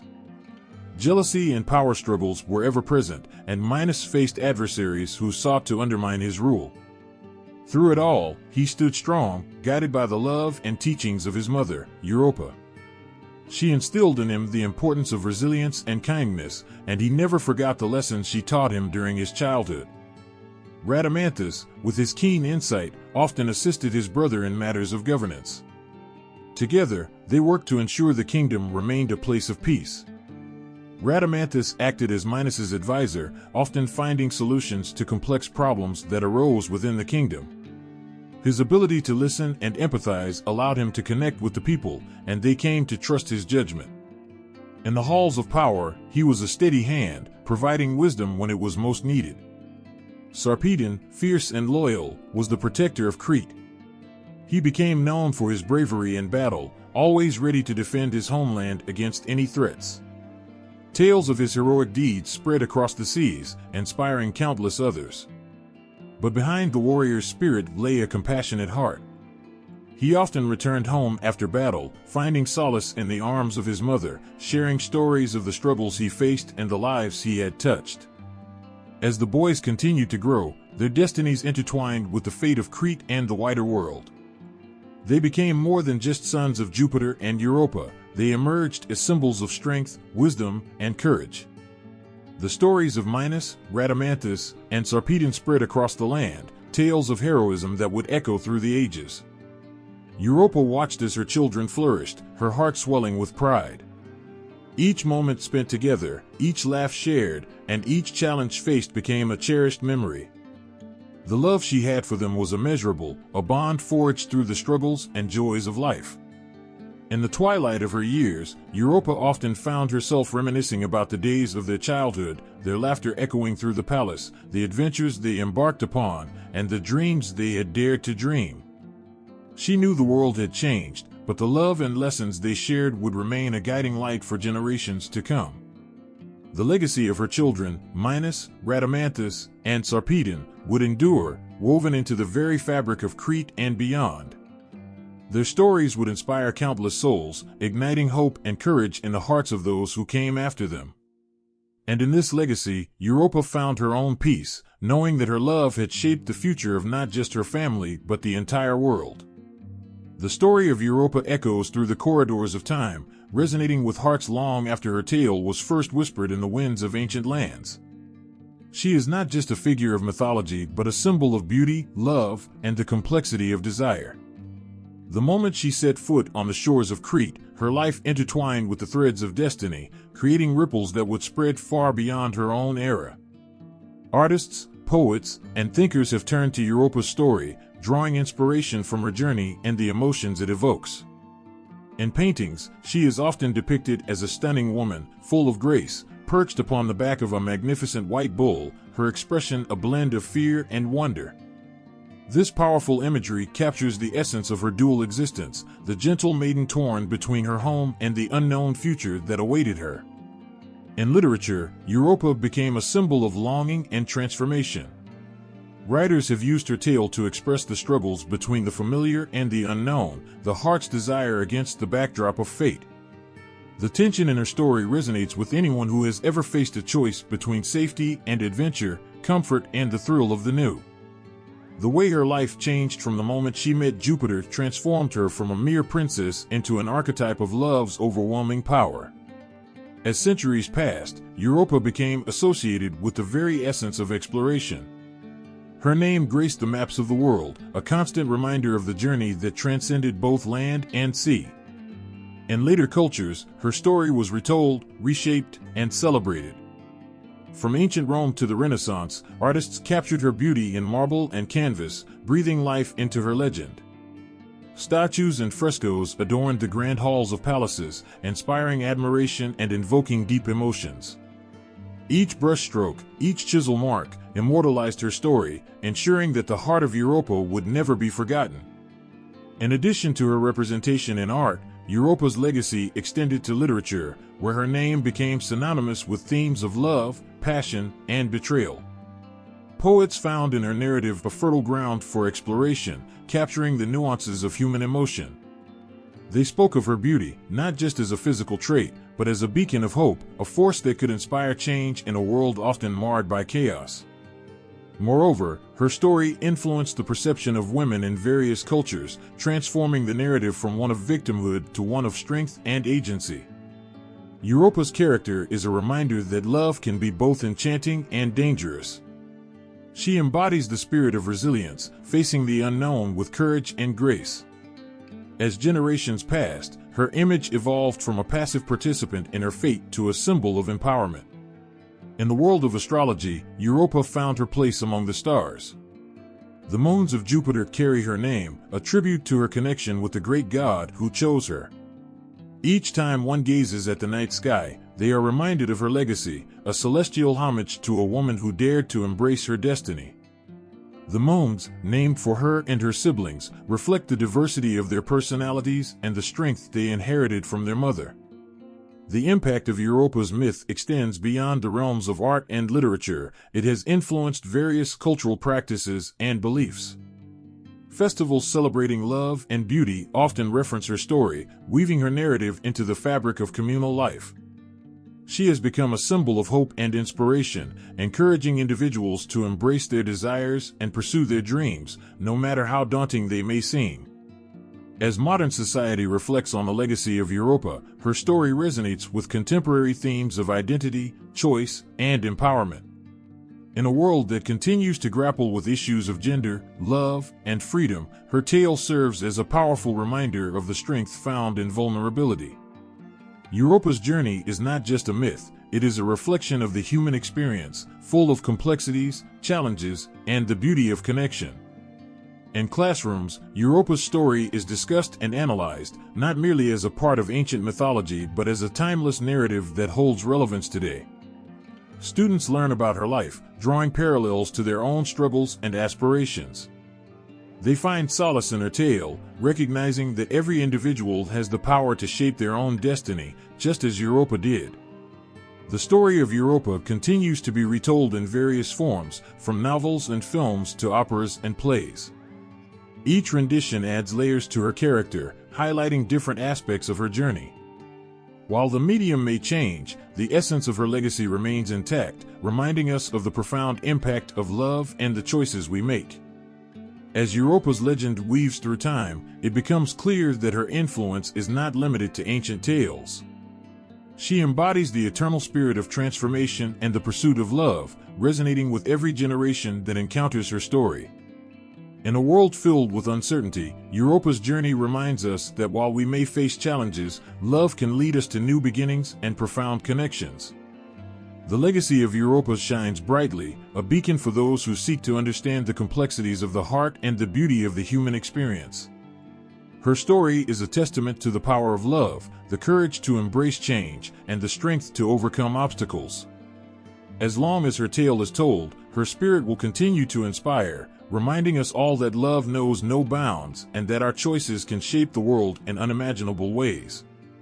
In the heart of ancient Rome and Greece, the stories of gods weren't just tales whispered to children or sung by bards. They were alive, woven into every stone and offering, whispered prayers and temple walls. Among these divine figures stood Jupiter, the king of the gods, and Europa, the Phoenician princess who became his chosen one, immortalized in devotion and ritual. The people worshipped them not only as powerful figures, but as embodiments of life's mysteries, love's promise, and the unpredictable paths of fate. In Rome, Jupiter was revered as the all-seeing god of the sky, the father of gods and men. To look up to Jupiter was to look upon the ruler of destiny and fate. His image loomed in the grand temples, his figure crafted with reverence and awe. Temples stood proudly, high on hills or in the center of bustling cities, where the people would come to offer sacrifices and seek his favor. The grandest of these temples was the Temple of Jupiter Optimus Maximus, where Rome itself seemed to pause, gaze, and kneel. Priests performed solemn rites, and festivals erupted into dance and celebration, each a pledge of loyalty to the god who watched over their lives.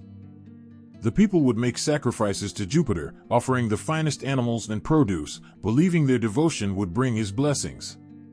Smoke from burning incense and sacrificial fires would curl into the heavens, carrying prayers for protection, good harvests, and victories in battle. The Romans poured their hearts into these offerings, believing that their devotion might catch Jupiter's eye, that their pleas might stir his powerful will. In Greece, Europa's story held a different place.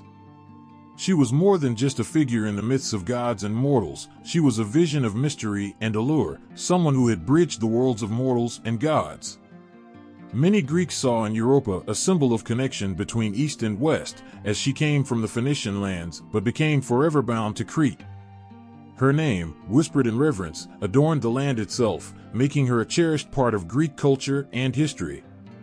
The people of Crete felt Europa's presence deeply, honoring her through rituals that celebrated both her beauty and her resilience. Sacred sites were built to keep her memory alive, places where people would come to offer tributes, praying for love, strength, and protection. In these temples, they felt her spirit, sensing that through their offerings, they were reaching across time and touching a fragment of her presence. Statues and paintings depicted her story, casting her as a symbol of life's passions and mysteries. In Crete's sacred caves and on the shores where the sea met the land, the people left flowers and carved symbols, small gifts to honor Europa's memory. They would come together for festivals, reliving her story in song and dance.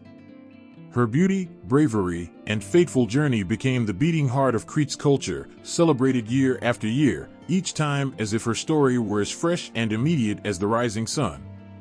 Throughout the Mediterranean, shrines dedicated to Jupiter and Europa became places of pilgrimage, where people would journey long distances to offer prayers. For many, their story was more than a myth, it was a divine mystery, the kind of love and destiny that left mortals speechless. The story of Europa's abduction wasn't only about a god's love, it was also about the transformation of a mortal life into something eternal. People felt that in honoring her, they were honoring all that was sacred in life's twists and turns, love's trials and promises. Festivals celebrating the union of Jupiter and Europa filled the air with music and joy. In Rome, they dedicated grand celebrations to Jupiter, where games and processions honored his power. Children would hear their elders recount the tale of Jupiter's transformation into a bull, the moment he swept Europa away, and the impact of their love. These festivals connected generations, preserving the myth so that Europa and Jupiter would never be forgotten. In places like the Roman Forum, statues of Jupiter stood tall, reminders of the god's strength and vigilance. Priests led grand ceremonies, their voices rising in chants that spoke of the god's greatness and the mortal woman who had captured his heart. Pilgrims touched the statues, feeling a connection to the divine, hoping that in their humble touch, they might be blessed with protection, wisdom, or love as mighty as Jupiter's for Europa. The union of Jupiter and Europa became a reminder of love's power to elevate and transform. The temples dedicated to them were not just buildings, they were sanctuaries for people who sought a glimpse of the divine, a moment where they might feel that their lives, too, could touch the extraordinary. The flickering candles, the soft murmurs of prayers, the offerings of fruit and flowers, all these gestures whispered of a faith that Jupiter and Europa's story would watch over them, guiding and protecting. Their story, though ancient, became a personal talisman for the people who worshipped them. The love of Jupiter and Europa, preserved in stone and story, reminded worshippers of life's unpredictable beauty. Every temple stood as a testament to their story, each statue a silent witness to a myth that had transcended time. Europa's name, carved in stone and memory, lived on, a symbol of love's power to transform both gods and mortals alike. In a world where gods roamed alongside mortals and could bend reality at will, myths like that of Europa and Jupiter reveal the intensity of divine passion, the lengths gods would go to capture the attention and hearts of mortals. Jupiter's transformation into a magnificent white bull to win Europa was more than a tale of desire. It was a moment that brought the power of a god and the fate of a mortal together in a dance of destiny. But this was not the only story of its kind. Across cultures, tales of gods transforming to reach the ones they longed for, or of mortals taken away in moments of magic and terror, echoed with similar themes of mystery, allure, and fate. One of the most stirring parallels is the Greek myth of Zeus and Leda. Like Europa, Leda was a mortal queen, known for her grace and beauty, and the god Zeus found himself captivated by her. But, just as in his approach to Europa, Zeus took on a form that was both majestic and otherworldly, a swan, radiant and powerful. In this guise, he drew near to Leda, who was struck by the purity and strangeness of this beautiful bird. The myth tells of a divine moment as Leda's world and the world of the gods intertwined, bringing forth children destined to shape the course of Greek mythology. Another story, familiar to those who know the Roman god Neptune, speaks of his pursuit of the sea nymph, Thetis. With a heart full of unshakable devotion, Neptune transformed himself into a river or sometimes a dolphin, hoping to win Thetis's affection. The ocean depths and mysterious creatures became his form of expression, each attempt a manifestation of the longing in his godly heart. And just as Jupiter found in Europa an unforgettable partner, Neptune sought to merge his existence with Thetis's, bridging the immense chasm between their worlds through transformation. The ancient Egyptians, too, spoke of gods who would alter themselves to fulfill their desires. In the legend of Osiris and Isis, transformation and sacrifice become intertwined. Though not exactly in the form of seduction, the tale tells of Osiris's dismemberment and how Isis, out of boundless love, transformed herself into a bird to piece together her beloved.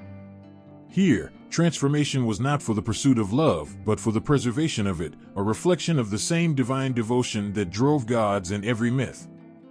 In Celtic folklore, the theme of magical abduction appears in the story of the fairy queen, Ain, who sought to take the mortal Finn as her lover.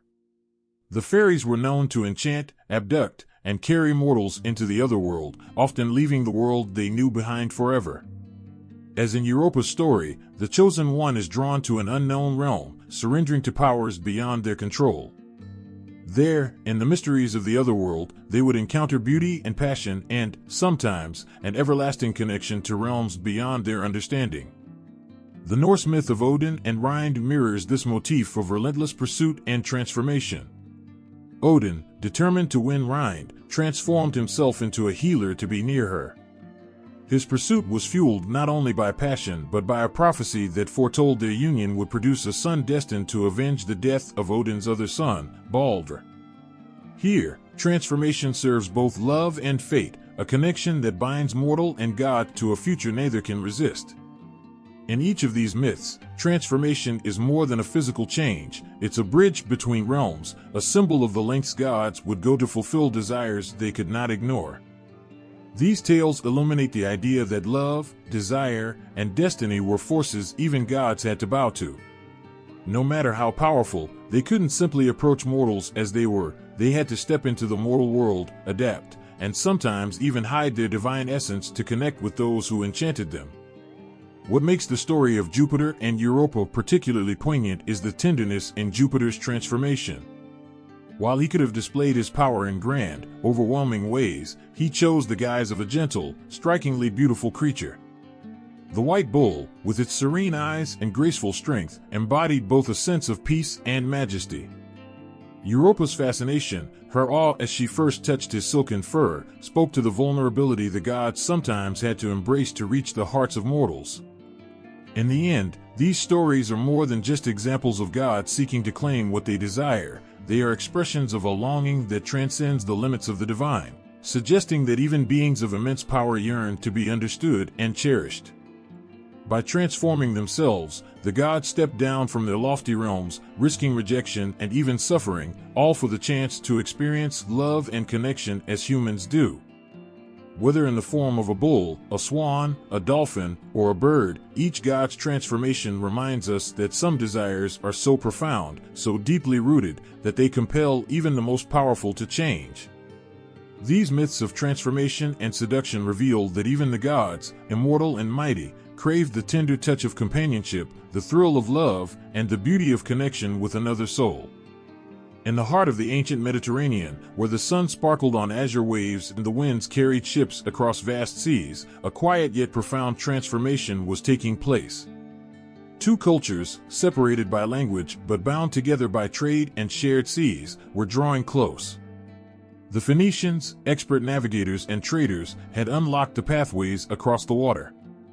As their ships moved between lands, they carried not only precious goods but also stories, myths, and beliefs, shaping the Greek culture in ways that would echo through the ages. The Phoenicians, known for their expertise in the art of navigation and their boundless curiosity, sailed from city to city, reaching shores as distant as Cyprus, Crete, and Greece. Everywhere they went, they brought their own tales of gods and heroes, of creation and destruction.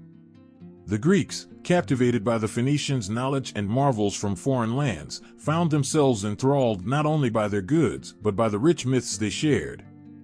It was through this exchange that Greek culture began to absorb elements from the East, adding depth to their own myths and expanding their understanding of the divine. One of the most profound gifts the Phoenicians brought to the Greeks was the tale of Astarte, the goddess of love and war. To the Phoenicians, Astarte represented both beauty and ferocity, love and battle. Her presence in their culture reflected a dual nature that was powerful and enticing, and she was revered with both awe and devotion. When the Greeks encountered Astarte, her figure began to blend with that of Aphrodite, their own goddess of love, who would come to embody elements of both gentleness and might. Over time, the Greeks crafted a version of Aphrodite who, like Astarte, held sway over both love and the violence it sometimes sparked. This was more than a mythological evolution, it was the blending of two worlds, as the Greeks, inspired by the Phoenician goddess, transformed their own stories and beliefs. But it was not just the gods who were reborn through this cultural meeting. Concepts of life, death, and rebirth, so central to both Greek and Phoenician cultures, found new expression. The Phoenicians carried with them stories of the afterlife, ideas of sacred cycles, and beliefs that resonated deeply with the Greeks. From these stories, the Greeks began to imagine their own versions of the underworld and the afterlife, creating myths that mirrored the cyclical nature of life they saw in Phoenician lore. Tales of gods descending into dark realms and returning to life emerged, echoing Phoenician stories of life's endless renewal. Even the Greek hero cults, practices dedicated to the worship of human figures who had achieved greatness, drew inspiration from Phoenician rituals. To the Phoenicians, heroic figures and ancestors were deeply honored, and their spirits were believed to hold influence over the living. As Greek culture encountered these practices, they began to honor their own fallen heroes, crafting tales that painted these figures as larger than life, almost godlike. Achilles, Heracles, and Perseus were not only mythic figures, they became objects of worship, beings whose deeds continued to resonate and inspire. Greek culture adopted this respect for heroes as a way to connect with their own past, to remember the bravery and sacrifice of those who came before them. Trade, too, became a powerful vehicle for sharing ideas. As goods like cedarwood, glass, and purple dye moved from Phoenician lands to Greek cities, so did the stories behind them. Each material carried a history, a symbol, and a meaning rooted in Phoenician culture. The Greeks, eager for stories and symbols that would enrich their own lives, found themselves influenced by the myths associated with these goods. Purple, for instance, became the color of royalty, a hue that represented power, wealth, and divine favor. The Greeks adopted this association, adorning their kings, queens, and heroes in the same color that Phoenician royalty wore. The alphabet, one of the Phoenicians' most enduring contributions, became a bridge between their world and that of the Greeks. As the Phoenicians shared their script with the Greeks, they unlocked a new way of recording, sharing, and preserving stories. For the first time, Greek myths could be written down, immortalizing the tales that once existed only in the spoken word. This was a turning point in Greek culture. With the power to record, stories became timeless, and myths could be shared beyond the shores of Greece, reaching new lands and new hearts. The influence of Phoenicia stretched into the very structure of Greek myths, giving them new layers and symbolism. Phoenician cosmology, with its complex hierarchies of gods and semi-divine beings, found echoes in Greek mythology. Zeus, the all-powerful sky god, mirrored Phoenician deities who ruled over the heavens and commanded both respect and fear. Even the Phoenician fascination with the stars and celestial patterns, which they used to navigate across vast seas, found its way into Greek lore. The Greeks began to see their gods in the constellations, creating stories that tied their mythology to the heavens above. Through their connection with the Phoenicians, the Greeks discovered a world beyond their own, and this newfound awareness seeped into their myths. The Greeks' understanding of the world grew richer, their imagination broader. Their gods, once bound to the peaks of Mount Olympus, took on the vastness of the sea and the mystery of distant lands. They began to see their own myths as part of a greater tapestry, where gods, heroes, and mortals from different lands all held a place. It was a beautiful exchange that left both cultures forever changed, woven together by the stories they shared, the gods they worshipped, and the myths that spoke to the deepest parts of the human spirit. The story of Europa, the Phoenician princess swept away by a majestic white bull, has captivated artists across generations, inspiring works that capture both the beauty of her innocence and the mystery of her abduction. The myth finds its way onto canvas, into marble, and across the pages of poems, capturing the very moment that blends the divine with the earthly, the innocent with the untamed. In the softness of a sculpted face, in the brushstrokes that give Europa's expressions life, this tale of love, loss, and transformation continues to hold power over those who witness it. In the quiet intensity of a painting or sculpture, there's an understanding of Europa's complex emotions.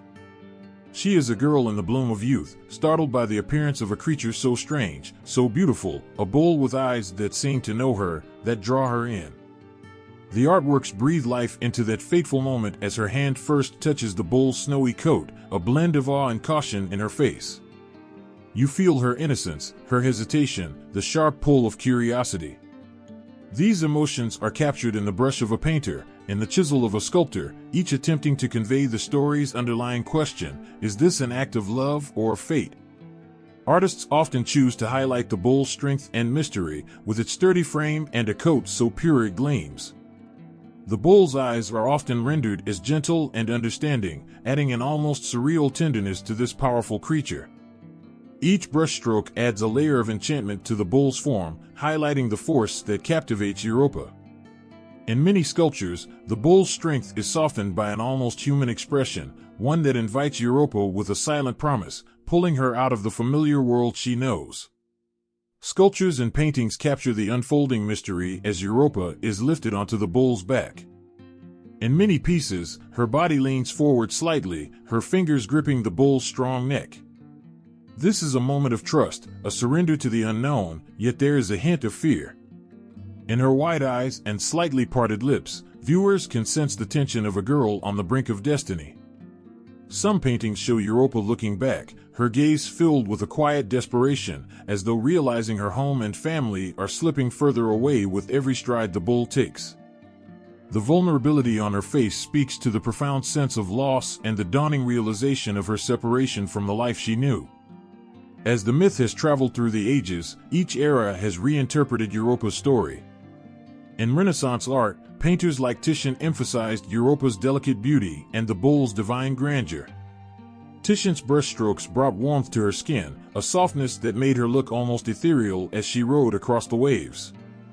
The Renaissance artists were masters of light and shadow, using these techniques to capture the mix of fear and wonder in Europa's face, bringing the myth to life in a way that speaks to the viewer's own emotions. As centuries passed, new interpretations emerged, often focusing on the symbolism rather than realism. In some pieces from the Romantic period, Europa is portrayed as an archetype of innocence, surrounded by a dreamlike aura, her figure almost floating above the bull. The bull, a symbol of power and masculine energy, is rendered in softer lines, almost as if the artist seeks to draw out its soul, its quiet love for the girl it carries away. In these works, Europa's beauty is the focus, but it is her vulnerability that captures attention. Her body, relaxed and trusting, contrasts sharply with the dark waves and ominous skies, a reminder that this journey is not one she chose. Modern interpretations have taken bold, abstract approaches, showing Europa and the bull as fragments, colors, and forms that evoke the emotions of the myth without literal representation. Some artists play with the scale of the figures, making Europa seem tiny against the massive form of the bull, emphasizing the overwhelming nature of her abduction. Others merge her form with the bull, suggesting the inseparability of their fates, blurring the line between god and mortal. With each stroke and line, these modern interpretations add new layers to Europa's story, allowing viewers to feel the mystery, the longing, and the inevitability of her journey. Throughout literature, too, poets have sought to capture the haunting beauty of the story. Poetic verses paint Europa's longing gaze, her realization of the life she's leaving behind. Writers often depict the bull as an embodiment of beauty and power, a creature that seems to come from a world beyond human understanding. The language used is soft yet powerful, each word weighted with emotion, striving to convey the atmosphere of mystery and allure that surrounds the story. Europa's emotions, her initial fear, her wonder, and the reluctant acceptance of her fate, echo through the lines of poems, breathing life into her character.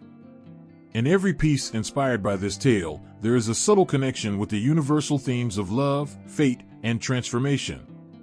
Artists throughout time have recognized that Europa's abduction is not merely a story of a girl and a bull, it is a story of transition, of stepping into the unknown, of losing oneself to something greater. Each sculpture, painting, or poem captures a moment that, while centuries old, speaks to anyone who has faced the unknown, who has felt drawn to something they cannot fully understand, yet cannot resist. The myth of Europa and the bull transcends time, culture, and medium. Through the skill of countless artists, the myth's layers have been peeled back, one by one, revealing the timeless story of a girl who dared to touch the divine. The artists, in their depictions, become storytellers, passing down a tale that continues to captivate and haunt, leaving a mark on the heart of every viewer and reader who encounters it. The tale of Jupiter and Europa is much more than a story of divine passion and abduction. Beneath its surface lies a world of meaning, a mirror of human experience that philosophers have pondered for centuries. Through the mystery of this myth, they see questions of power, love, vulnerability, and the deep urge within every soul to reach for something beyond what they understand. Europa's journey, which begins as a moment of awe and ends in a transformation, speaks to universal truths that philosophers have sought to uncover, exploring what this story tells us about the human condition, destiny, and even the divine. Europa, a young princess, feels herself drawn to the beauty and strength of the bull. But philosophers see in this something even deeper, the pull of the unknown, the allure of life's mysteries that cannot be rationalized, but that stirs something powerful within us.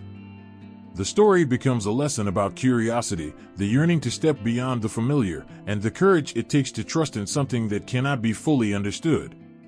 Europa's moment of touching the bull, that instant of surrender, has been interpreted as the soul's reaching out for higher truths, the hunger for something greater than oneself. In the myth's layers, thinkers see the nature of desire, but not simply desire as passion. They see in Jupiter's act an emblem of the pull toward unity, the connection between the mortal and the divine. Jupiter does not merely desire Europa, he transforms himself for her. This transformation represents the extraordinary lengths that something divine might go to bridge the distance to the mortal, echoing a sense of sacrifice, a willingness to bridge the eternal and the ephemeral. To philosophers, this transformation becomes symbolic of love's power to dissolve boundaries, of how desire can drive one to cross the limits of their nature to reach something that seems distant but essential.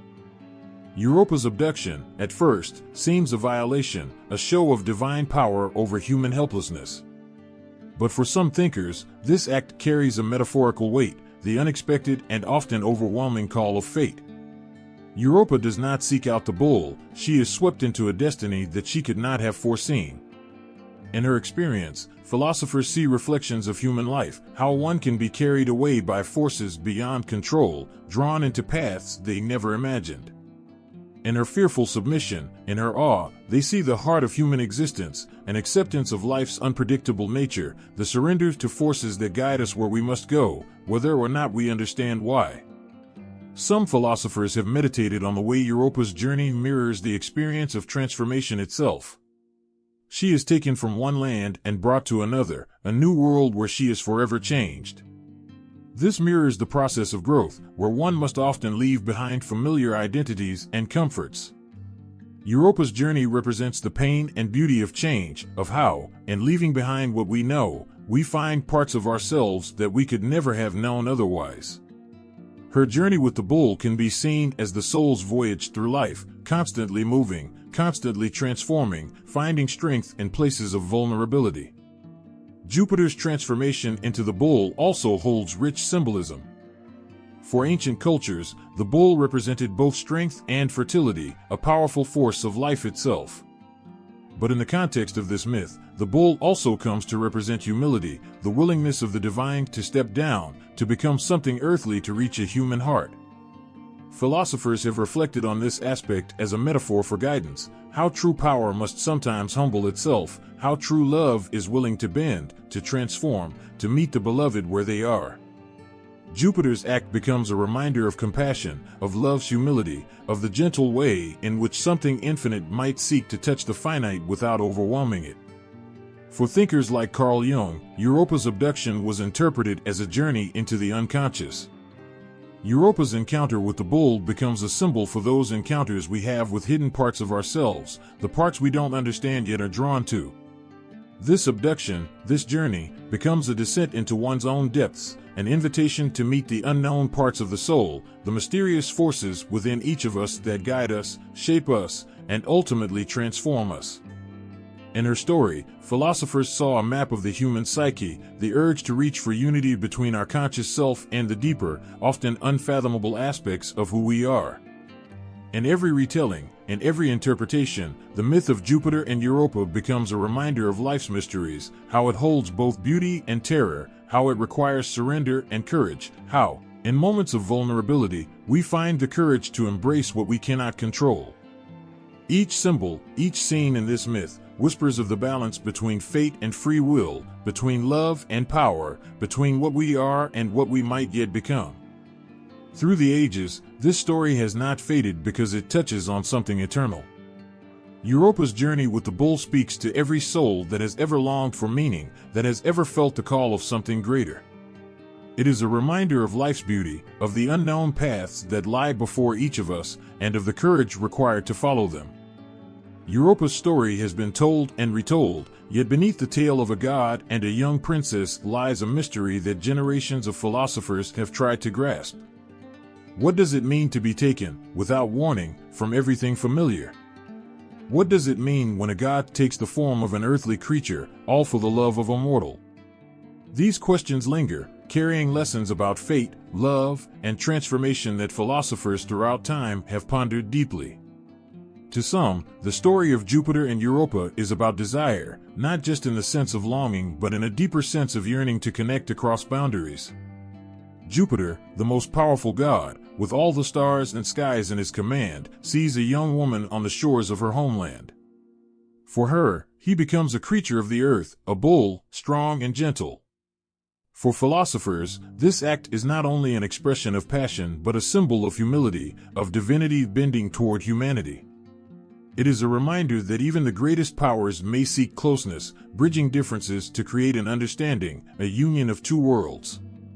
For ancient and modern thinkers alike, Europa's abduction is a scene filled with symbolism.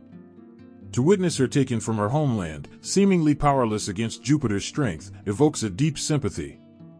Her trust is taken advantage of, and in an instant, she is transported far from everything she has ever known. Here, philosophers see the reflection of human existence, of our own fragility against the whims of fate, of how life so often pulls us down paths we never intended to walk. Yet, within this struggle, there is also growth. Europa's journey becomes a way to understand how hardship and loss are often the foundations of transformation. In her story, they see the bittersweet truth that life changes us, sometimes against our will, but these changes often lead us to unexpected strengths, to parts of ourselves we might never have known otherwise.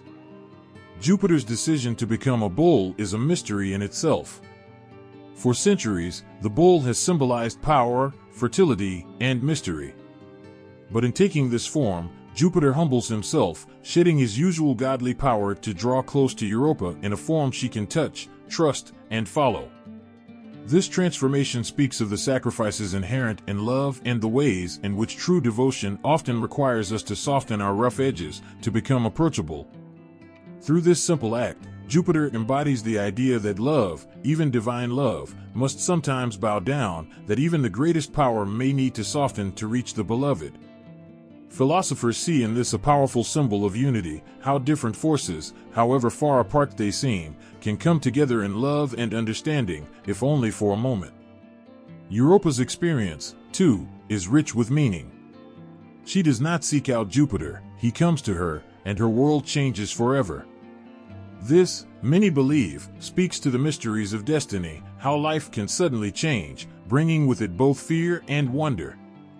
For some, Europa's story represents the soul's journey through life, taken along paths it cannot control but must embrace, paths that transform the innocent and the young into someone stronger, wiser, and full of new understanding. It is a reminder that life's most significant moments often come unbidden and that they carry us to places we could never reach on our own. Some see Europa's journey as a metaphor for knowledge itself. The bull, so powerful yet approachable, draws Europa away from her sheltered life toward a world of complexity and depth. In the same way, knowledge, love, or any true passion can draw us into unknown territory, leaving behind our comfortable assumptions, our untested beliefs. Europa's innocence, her trust, and her fear are elements that resonate with every soul who has ever felt themselves changed by a powerful force beyond their understanding. Her journey is a universal story about courage, about the moment when we must decide to hold on tightly to the familiar or let go and be transformed. In the visions of philosophers, this myth also becomes a moral story, a reminder of balance between power and compassion, strength and gentleness. Europa is, in many ways, a symbol of humanity itself, full of dreams and innocence.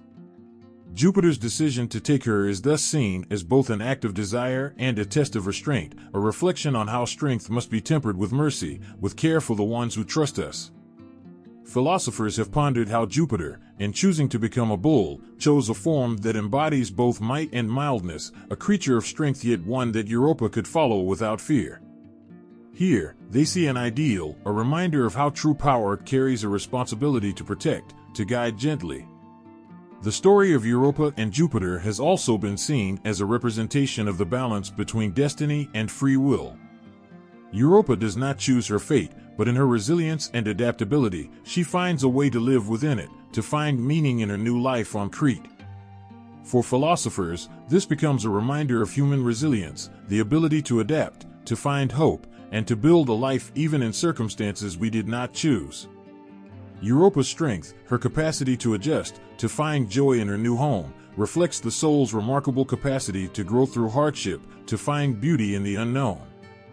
Through the centuries, philosophers have returned to Europa's story for its layered meanings. For some, it is about love and sacrifice; for others, it is about destiny and resilience. But above all, it is about humanity's unquenchable spirit, the way in which we are drawn to seek connection, understanding, and growth, even in the face of challenges we do not fully understand. Europa's journey, taken unwillingly, becomes a powerful emblem of how life, with all its unexpected twists, can carry us to places we never imagined.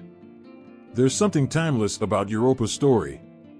Even thousands of years after her fateful encounter with the god in disguise, Europa still lives on in art, literature, and popular culture, capturing hearts with her mystery, her resilience, and the enduring wonder of her tale. Her myth has woven itself deeply into the fabric of modern imagination, finding a place in books, films, and paintings, each retelling breathing new life into her story. Through every new interpretation, Europa reminds us of the pull of love, the beauty of courage, and the journey of becoming someone new, someone changed by the currents of life.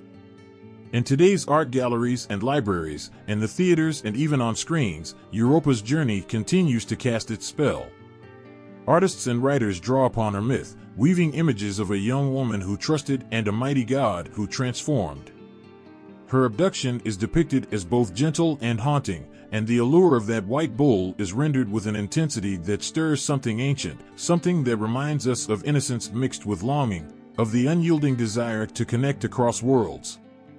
In paintings, Europa is often shown with an expression that holds both fear and fascination, her gaze cast toward an unknown horizon as the bull wades into deep waters. Her story becomes a symbol of change and mystery, of being taken by forces unseen into a life that promises both beauty and loss. In literature, Europa's myth appears in reimagined forms, each one adding new layers to her journey. She has been given a voice, made to tell her story from her own perspective, her fears and hopes resonating through the words of poets and novelists. Modern writers take up her tale, showing her as more than a figure swept away by fate. They portray her as a young woman of courage, resilience, and grace, a figure who adapts to her new life in Crete with a spirit unbroken by the circumstances. This Europa is fierce and tender, not just a victim of circumstance, but a person who learns to grow within it, finding ways to make peace with her fate, with her love, and with her newfound home. Through these stories, readers feel the tug of her heart, the ache of leaving behind what she knows, and the wonder of beginning anew. Europa's influence has even found its way into movies, where her story of transformation and abduction takes on a visual brilliance, and we see the soft morning light on the sea, the radiant white of the bull as he steps from the shore. Her journey across the waters, the clash of her innocence with the god's desire, all come to life through actors, music, and the magic of cinema. These portrayals evoke a feeling of beauty mixed with tension, an otherworldly adventure that unfolds across the screen and settles into the hearts of viewers. Some films modernize her tale, setting it against contemporary backdrops or reframing it in ways that resonate with today's audiences. Yet the heart of the myth, the timeless story of being pulled from the known to the unknown, remains intact, carrying with it all the emotions that make it so unforgettable. Books and movies also capture the symbolic aspects of Europa's story, touching on how she represents a crossing of worlds, a bridge between the divine and the human, the known and the unknown. For modern readers and viewers, her story has become a metaphor for the way love can take us from familiar shores, drawing us toward new experiences, shaping us as we go. In popular culture, Europa's myth becomes a tale of transformation, a testament to the resilience within all of us when we find ourselves in situations beyond our control, learning to adapt, to grow, to find peace in the currents of life's ever-changing tides. The enduring image of Europa riding across the sea on the back of the white bull appears again and again in art, sometimes in classical style, sometimes with a modern twist. Some works depict her as serene and graceful, accepting her fate. Others show her as bold, hands clutching the bull's horns, gazing forward into her destiny. This duality, the fear and excitement of the unknown, gives her myth its lasting power. It speaks to the human spirit, to our own fears and dreams, to the way we too are carried along by forces that can seem both frightening and wondrous. Europa's story has also been adapted in surprising ways, often reinterpreted as a tale of empowerment.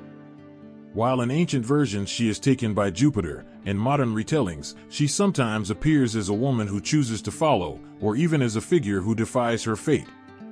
In some stories, the bull becomes a symbol of her own inner strength, a force she learns to wield and ride rather than one that takes her against her will. These contemporary perspectives add layers to her myth, giving her agency and a voice that speaks to audiences today. Europa's name, her legend, has also been borrowed in unexpected ways. The name Europa has been used for places, art, and even a moon of Jupiter. Each time her name is used, it is as though her spirit rises once more, her tale resonating as strongly as ever. In each retelling, each depiction, her myth shines with a unique light, reminding us of the journey of life, of change, and the mysterious beauty of the unknown.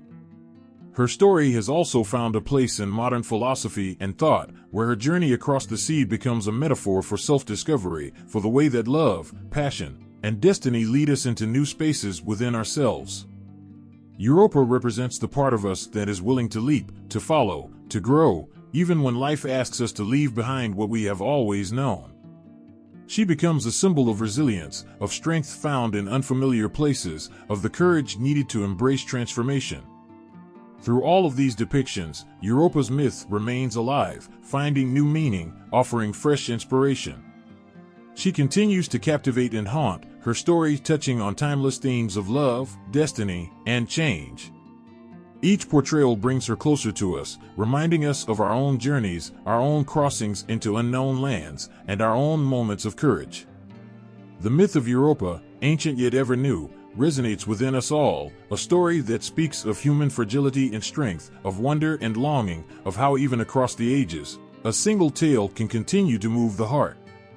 In the sunlit shores and bustling harbors of ancient Phoenicia, there was an energy like no other, a heartbeat that pulsed through the cities of Tyre, Sidon, and Byblos. This was the land of masterful sailors, fearless traders, and brilliant inventors whose legacy would reach far beyond their time, shaping the world in ways still felt today. Here, each ship that departed carried not only goods, but dreams and ambitions that spanned the breadth of the Mediterranean. From fragrant spices and rare metals to the famous, deep purple dye for which they were known, the Phoenicians' creations and discoveries traveled far and wide, knitting distant lands together and introducing cultures to each other in ways that still feel extraordinary. These seafarers had a rare courage, a courage not only to sail but to imagine a world larger than the one they knew. Their vessels, carefully crafted and sturdy, took them through uncharted waters, where they braved unpredictable waves, fierce storms, and unknown shores. Every journey was a testament to their skill and resolve, each one carrying a quiet promise to bring back something new, something unseen before. The Mediterranean was more than just a body of water, it was their canvas, painted with the routes they created, the places they touched, and the people whose lives were changed forever by the goods they brought. Yet it wasn't just material riches that Phoenicians offered the world. One of their most profound contributions was a tool so fundamental that it would transform civilization itself, the alphabet. Developed from the necessity to keep records and streamline communication across their vast networks, this system of letters became one of the earliest scripts that many cultures would adapt and modify. For countless generations to come, this simple yet revolutionary creation allowed people to write down thoughts, stories, laws, and knowledge. It's almost impossible to imagine how many ideas, dreams, and legacies have survived because of the gift of written language that the Phoenicians helped pioneer. Every detail in Phoenician life reflected their remarkable ingenuity and resilience. They were masters of glassmaking, refining the art with an almost magical delicacy, creating beads, jars, and amulets that would enchant other civilizations. In their hands, ordinary sand became objects of beauty that crossed borders, adorning homes and temples far beyond Phoenician lands. To this day, pieces of Phoenician glass are treasured artifacts, each one a whisper of the artistry and skill these people possessed. Trade was more than an exchange of goods for the Phoenicians, it was a bridge between worlds. Their ships carried more than commodities, they carried customs, languages, and knowledge. Their trade routes became cultural highways, connecting societies in a way that was deeply human, full of shared stories and shared progress. It was through these interactions that Phoenicians not only influenced, but were influenced by others, embracing and adapting the best from each place they reached. This willingness to learn, to adapt, and to improve marked Phoenician civilization as one of a kind. Their relationship with other civilizations wasn't always peaceful, but even in conflict, they remained resilient. From the Assyrians to the Babylonians, mighty empires sought to dominate Phoenicia, attracted by its wealth and strategic position. Yet despite the constant threat of invasion, the Phoenicians endured, finding ways to preserve their identity and culture.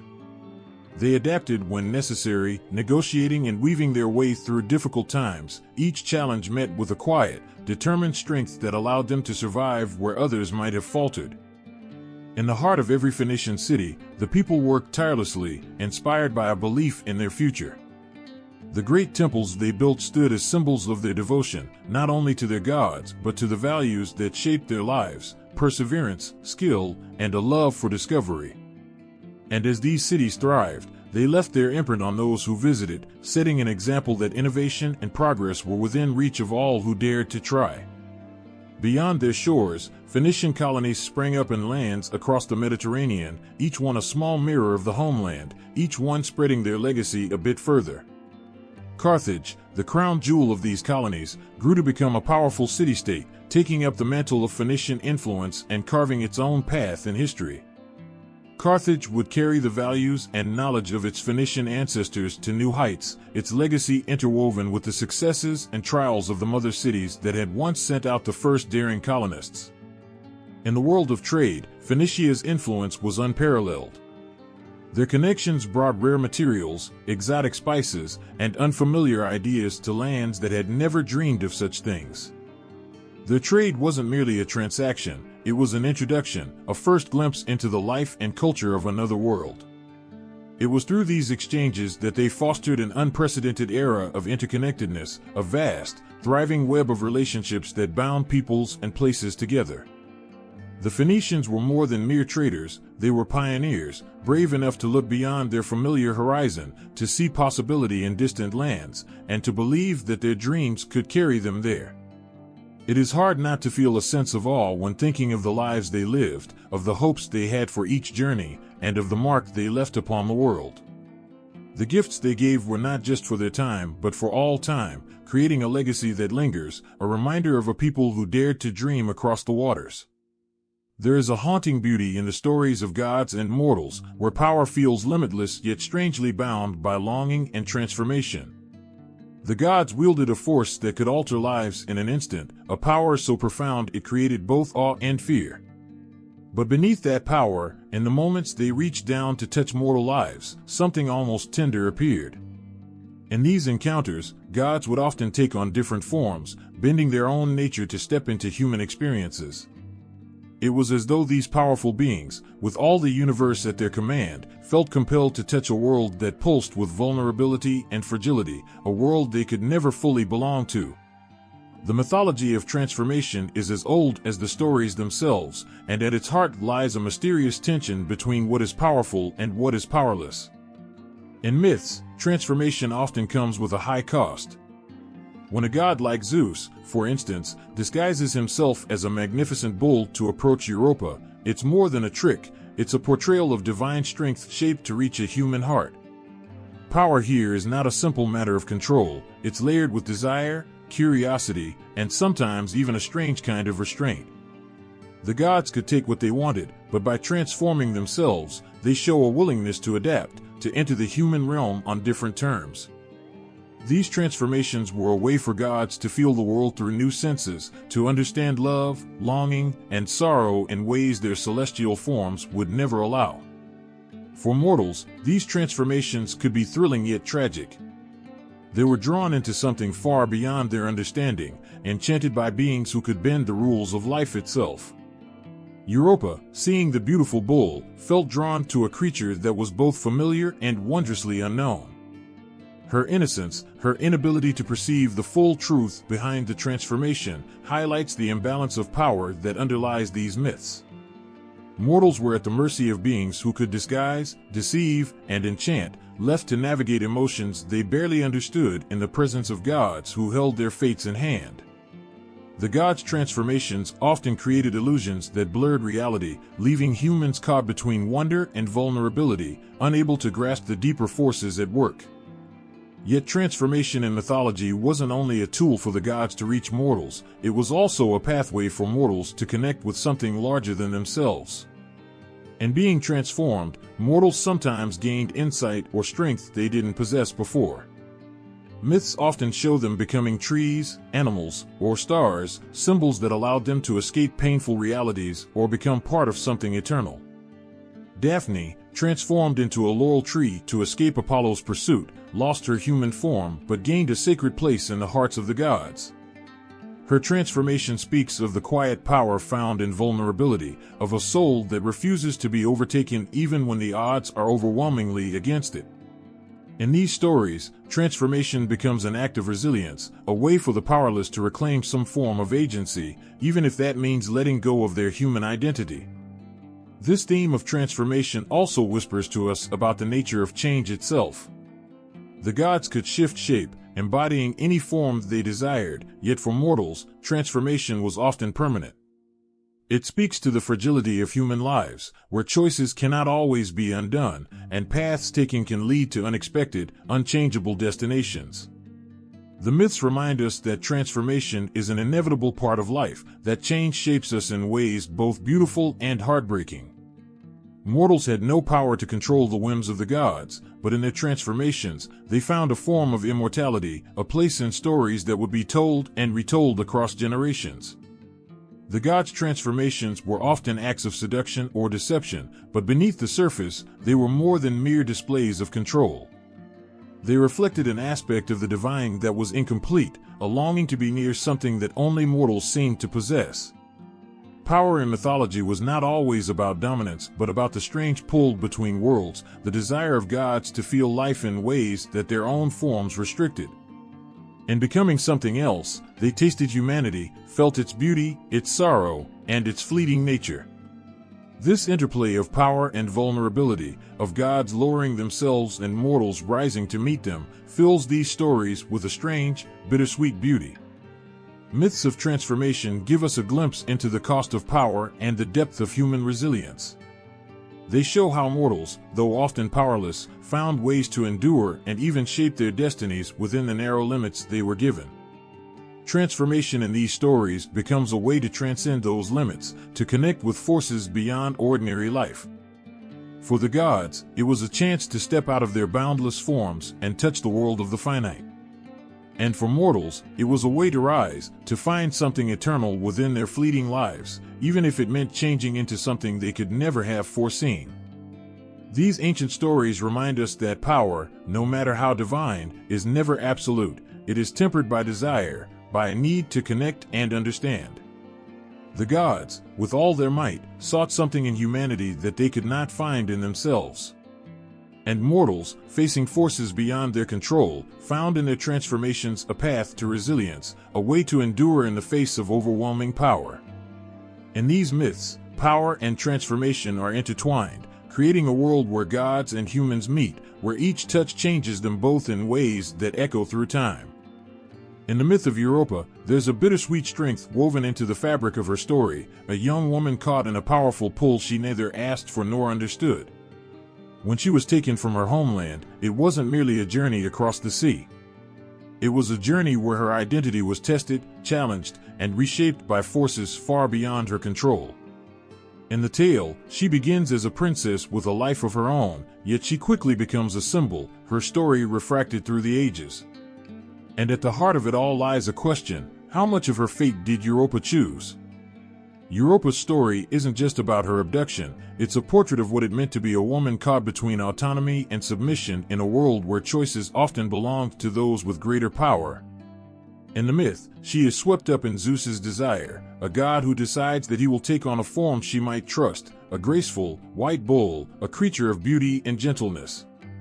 Her fate is held by his desire, yet her humanity shines through. Despite being claimed by a god, her inner life and reactions to this upheaval are powerful. She is not just a passive figure, she carries a dignity, an identity, that endures even when everything familiar has been taken from her. To live through such a profound loss of agency and yet still be remembered is a testament to her strength. Her image, her name, linger on like an echo, her story transcending the ancient world to resonate across the ages. But what makes Europa remarkable is her quiet resilience. Her experience reflects the struggle many women in mythology face, an existence often marked by the actions of gods or men, yet embodying a deep, unbreakable spirit. In a world that treated women as vessels for stories rather than as authors of their own, Europa becomes an icon of endurance. A woman whose name pulses through history not only because of her role in Zeus's story, but because she herself embodied a sense of survival. Gender roles within this myth show a society where gods could act without consequence, while women were left to live with the aftermath. In the hands of poets and artists, Europa was shaped to reflect society's values, ideals, and limitations placed upon women. She was both adored and objectified, her image celebrated in art while her autonomy was taken from her. And yet, in each retelling, her dignity endures. She becomes a mirror, reflecting not only what the world sees in her, but also her resilience in the face of it.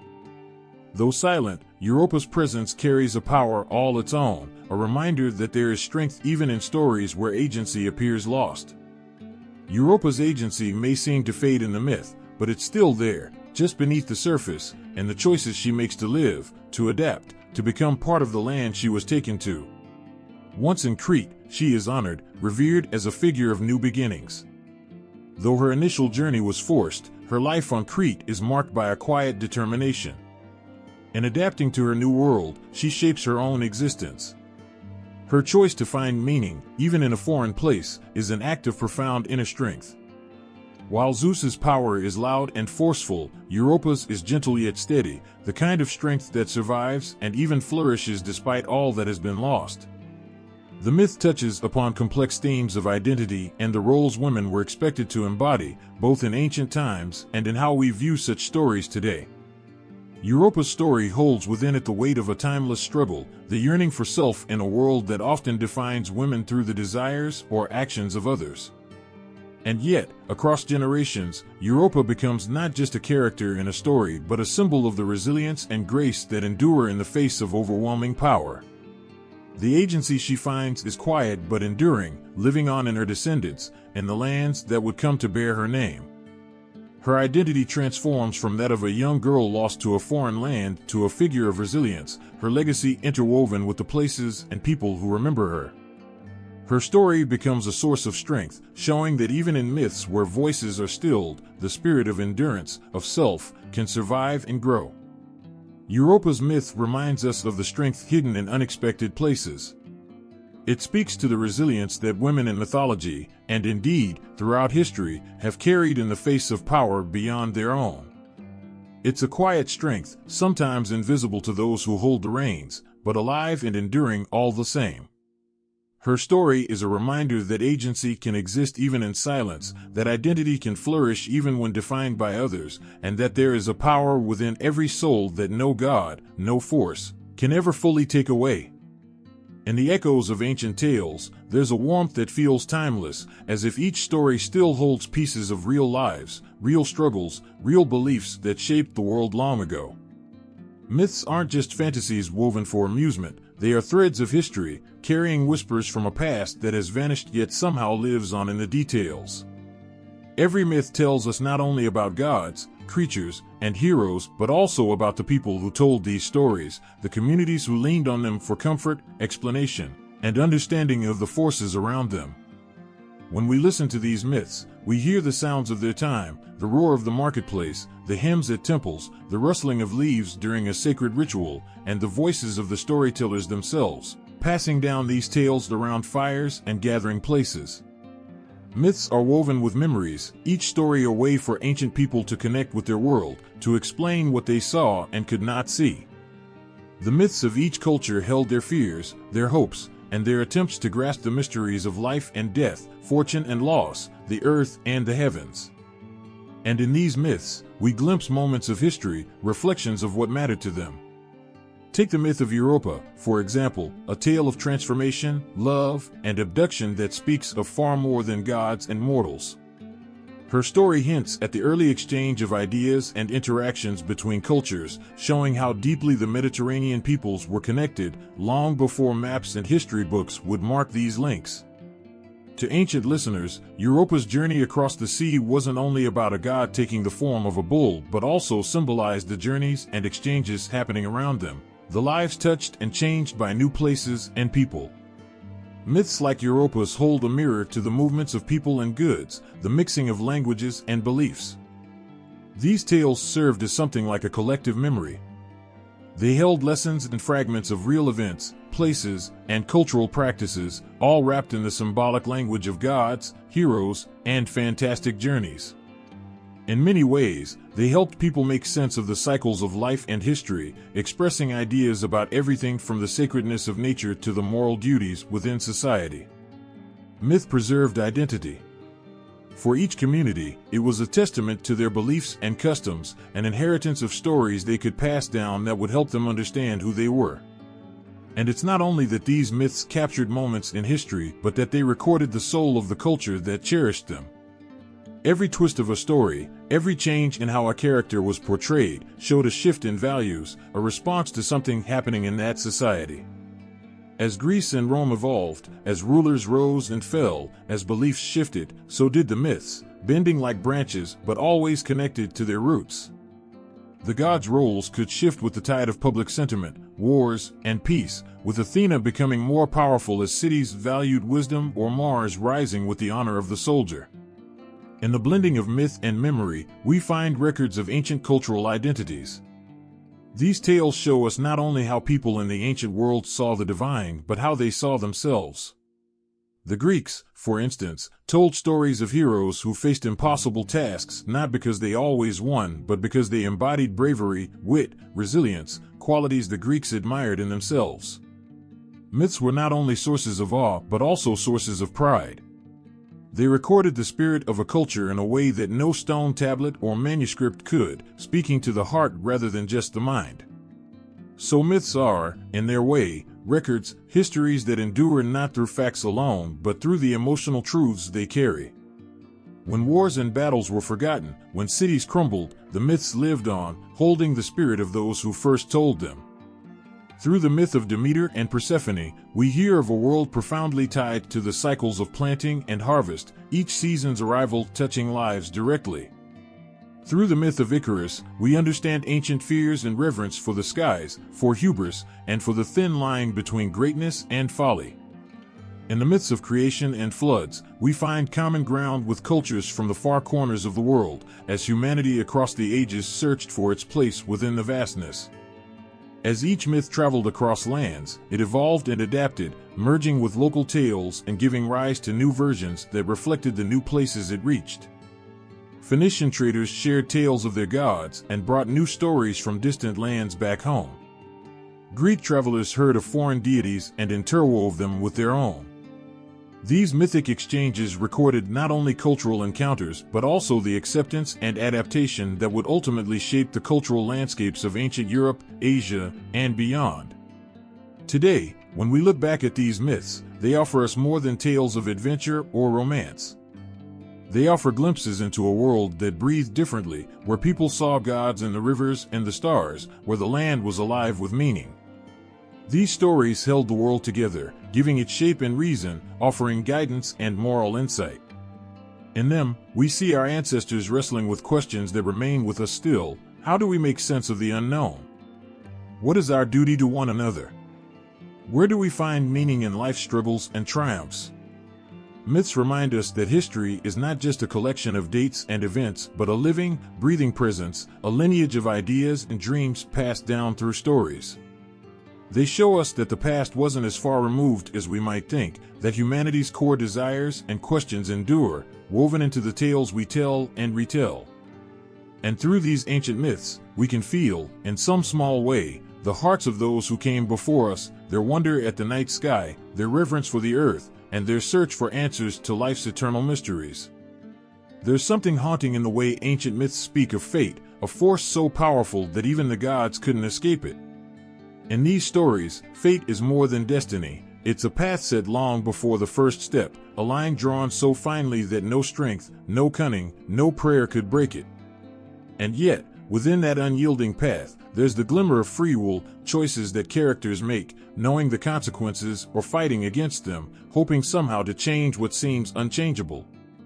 Europa's story lives on this tightrope between fate and free will, each step drawing her closer to a destiny she never asked for, to a life far from the one she knew. She was a young woman, with dreams and desires of her own, with family and friends around her, a life she could touch and feel and understand. When she wandered along the shore that day, she may have felt the breeze as any of us would, breathing in the salt air, letting her thoughts drift as freely as the waves. She had no way of knowing that her world was about to change forever. In that one innocent moment, fate seemed to reach out, invisible yet present, wrapping its fingers around her life. The white bull approached, soft-eyed and gentle, coaxing Europa to trust him. And here, at this moment, she made a choice, a simple one, a choice made without fear or suspicion. She reached out and touched the creature, felt its warmth, its strange calmness, and in that choice, she set her life on a course she could never have imagined. She climbed onto his back, maybe laughing, maybe wondering, but unaware that with each passing moment, she was leaving behind all she had known. In her innocence and curiosity, she acted of her own free will, yet she was unknowingly surrendering herself to a fate far beyond her control. As the bull carried her across the vast sea, Europa's heart must have beat with confusion, fear, and maybe a glimmer of hope that this was all a dream. The waves rose and fell like the pulse of fate itself, relentless and guiding, carrying her farther from her home, her family, her life. The weight of that moment, the helplessness she must have felt, hangs heavy in the story. It's as if every wave whispered her destiny, as if the sea itself knew that Europa was no longer a girl from Tyre, but would become something much more. Here, fate is not kind, it's an unstoppable tide, sweeping her away to a new existence, changing her forever. And Jupiter, he, too, was bound by fate. Though he held godly power, he was not free. His desires, his impulses, even his transformations, were all woven into a web of destiny that he could not escape. To him, the act of taking Europa was part of a story that had been told before he ever decided to descend to Earth in the shape of a bull. He was both an actor and a pawn, using his power to fulfill a passion that he perhaps couldn't explain, driven by forces even he could not resist. In this way, fate and free will interlace, pulling both mortal and god along a path set long before them. Europa's journey to Crete was not the end of her choices, however.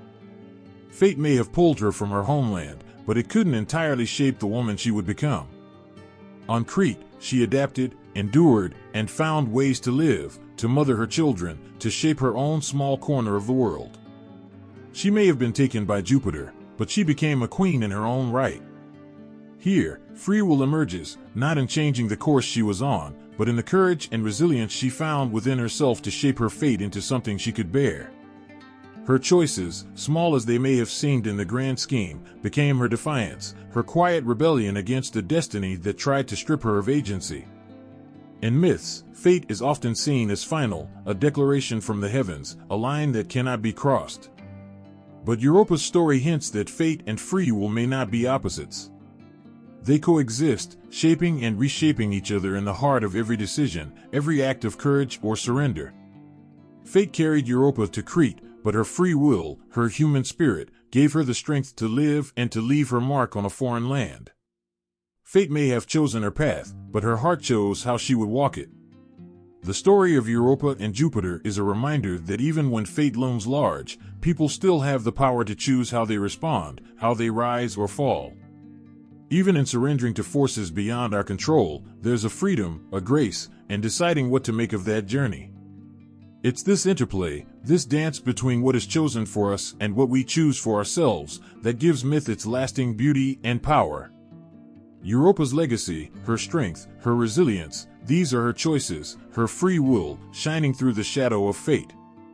Her story tells us that while we may not always control the tides that carry us, we can still decide how to face the waves. And in that choice, there is freedom, even in the arms of fate. The sea has always called to those who stand at its edge, endless and powerful, stretching far beyond what the eye can see. For Europa, it wasn't just a vast body of water, it was the threshold to an unknown life, a world she'd never imagined. As the waves carried her farther and farther from the familiar shores of Tyre, the sea became her only witness, holding her between her past and a future she could not foresee. There is something both terrifying and mesmerizing about the sea in this myth. It seems to hold secrets, depths unfathomable, horizons unreachable. For Europa, each wave was a step into the unknown, a surrender to the mystery of what lay beyond. This vast expanse of water wasn't just a part of the journey, it was a force that stripped away the life she once knew. With every ripple, every swell of the sea, she drifted further into a story that was not her own yet would shape her forever. The sea in Europa's story is both a passage and a boundary. It's the element that holds her as she crosses from innocence into something much larger and more complex than she had ever known. The moment she climbed onto the back of the white bull, she left behind the security of her home, stepping into a world as boundless as the ocean itself. Every pulse of the sea, every rhythm of the waves, carried her away from the comfort and safety of her past and into a future filled with uncertainty. Yet, as frightening as that may have been, there is something beautiful about it too. The sea, in its boundless nature, represents the courage it takes to leave the known behind, to face what is hidden in the mists of tomorrow.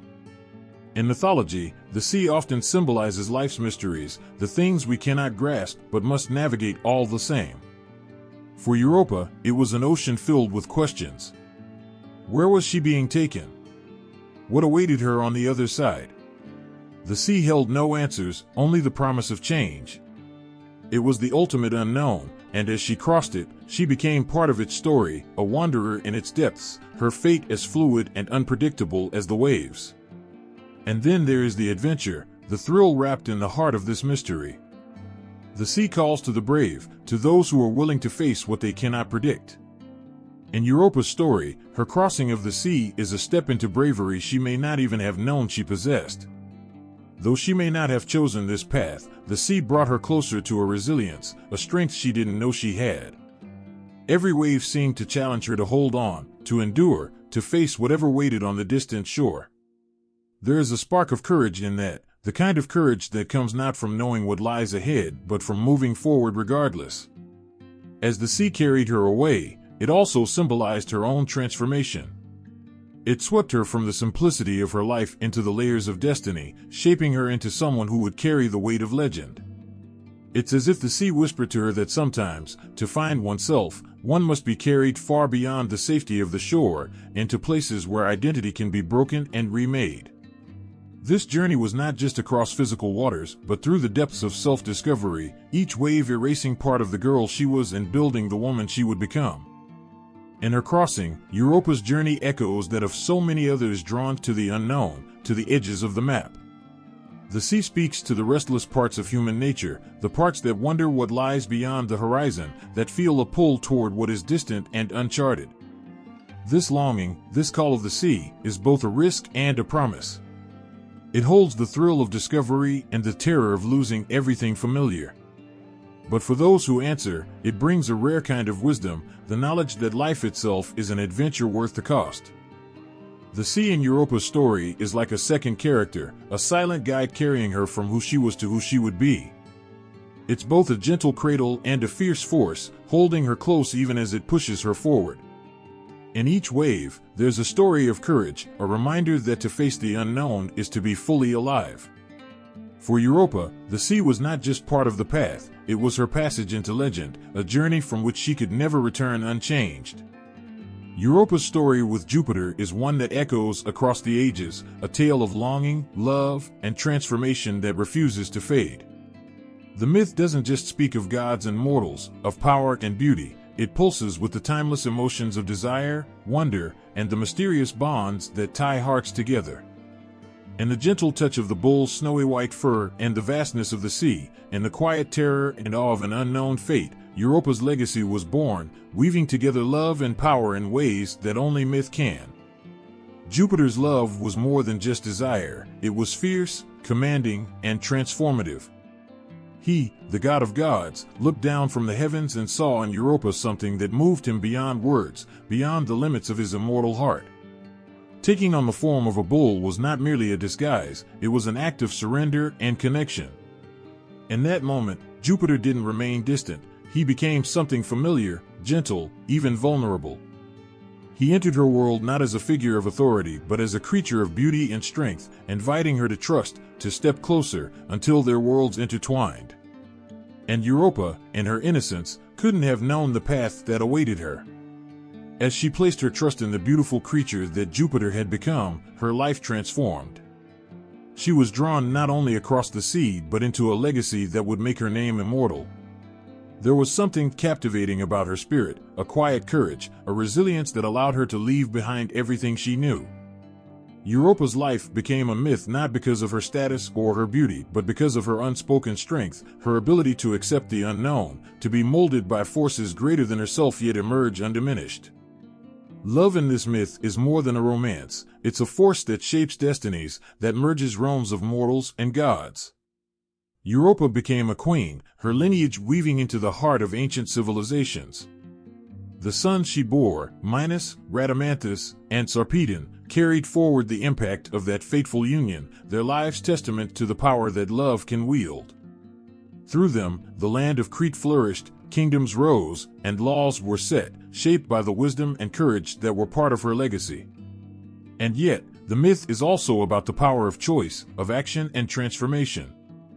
For Jupiter, love was not a passive feeling, it was a call to action, a command to transcend the limits even of his own godhood.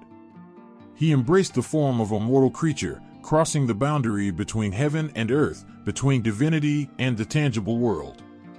It's as if his love for Europa demanded that he step down, that he become something more vulnerable, allowing himself to be carried by the waves of his own desire and determination. This legacy of love and power touches the heart because it feels so human, so beautifully vulnerable. Who among us hasn't felt drawn by something or someone that promised transformation? Who hasn't felt the simultaneous thrill and terror of stepping into an unknown world, of following the call of the heart even when it means leaving behind everything familiar? Europa's story resonates because it is our story too, a story of love that asks everything and gives more than we could ever imagine. Through the centuries, artists and writers have returned to this myth, inspired by its beauty and depth. Europa on the bull's back, her face full of wonder and trust, has become an image of innocence and courage. In every painting, every sculpture, artists have sought to capture the delicate balance of love and power, the moment when a mortal became part of a god's world and, in doing so, became something more than herself. The myth lives on in every brushstroke, every line of poetry, because it speaks to something eternal in the human spirit, a longing to be swept up in love, to surrender to a force greater than oneself.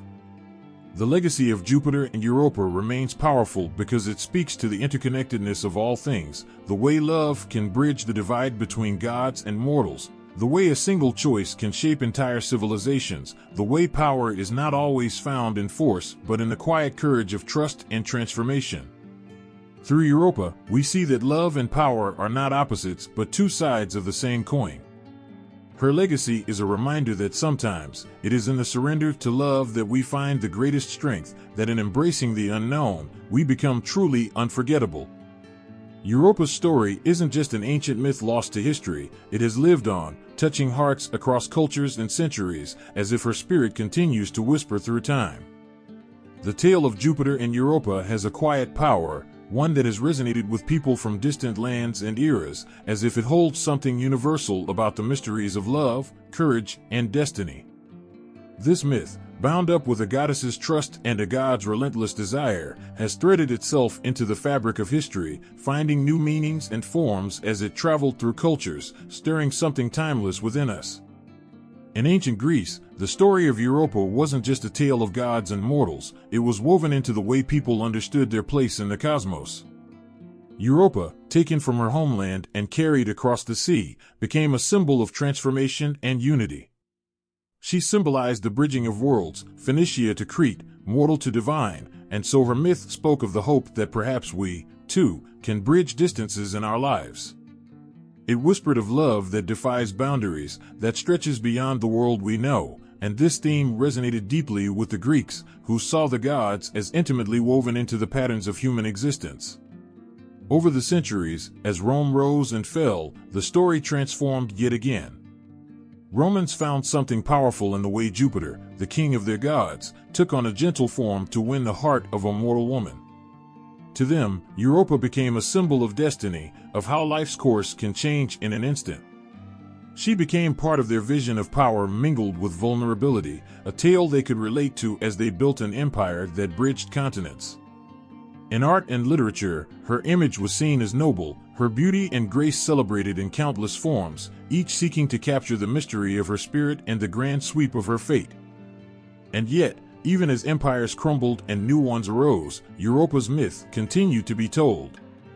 In medieval Europe, her story was woven into tales that symbolized the Christian soul's yearning for God, seeking love beyond the confines of this world. Poets and painters imagined her journey as one of spiritual transformation, as if the bull carrying her across the waters was a symbol of faith leading the soul toward a divine encounter. Her story was one of trust, of stepping into the unknown with the courage of the heart, a theme that has comforted and inspired people across centuries of uncertainty. As the Renaissance blossomed, artists across Europe found in her myth an image of beauty and wonder. In paintings, sculptures, and tapestries, Europa is often depicted on the back of the bull, her eyes wide with both fear and excitement, her hands grasping his neck as she ventures into an unknown fate. Her courage, her openness to the divine mystery before her, inspired the Renaissance ideal of embracing beauty, curiosity, and the unknown. In her journey across the sea, Europa became an embodiment of exploration and human curiosity, a muse for an age that was pushing the boundaries of art, science, and philosophy. As time continued, the myth began to find its place even in the modern world, resonating in ways that spoke to contemporary themes of identity, migration, and the search for belonging. To the modern world, Europa is not just a figure from the ancient past. She is a symbol of how we search for connection in a world that is vast and often unfamiliar.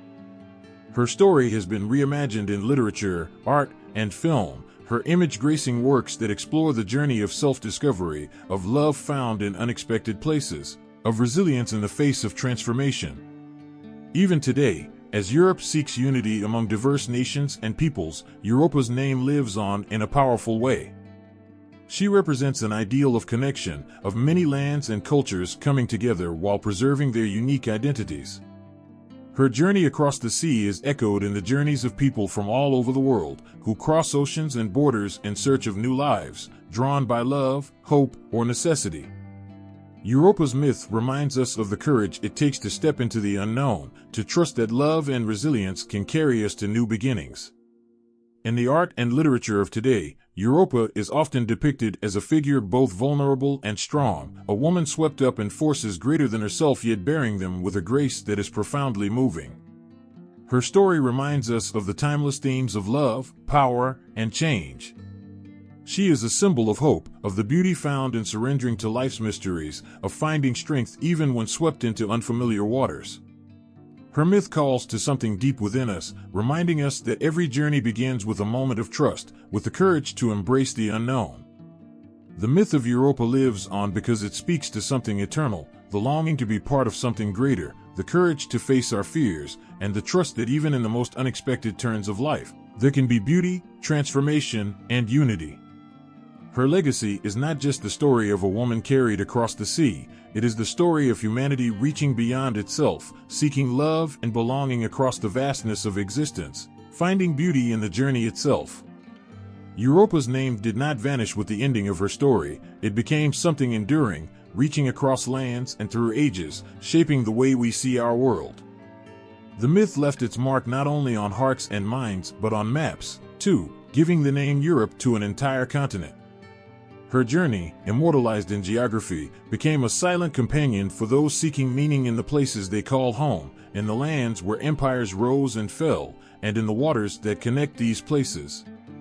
To name a land after Europa was to honor the mystery of her story, her spirit of exploration, and the ties that connect us across time.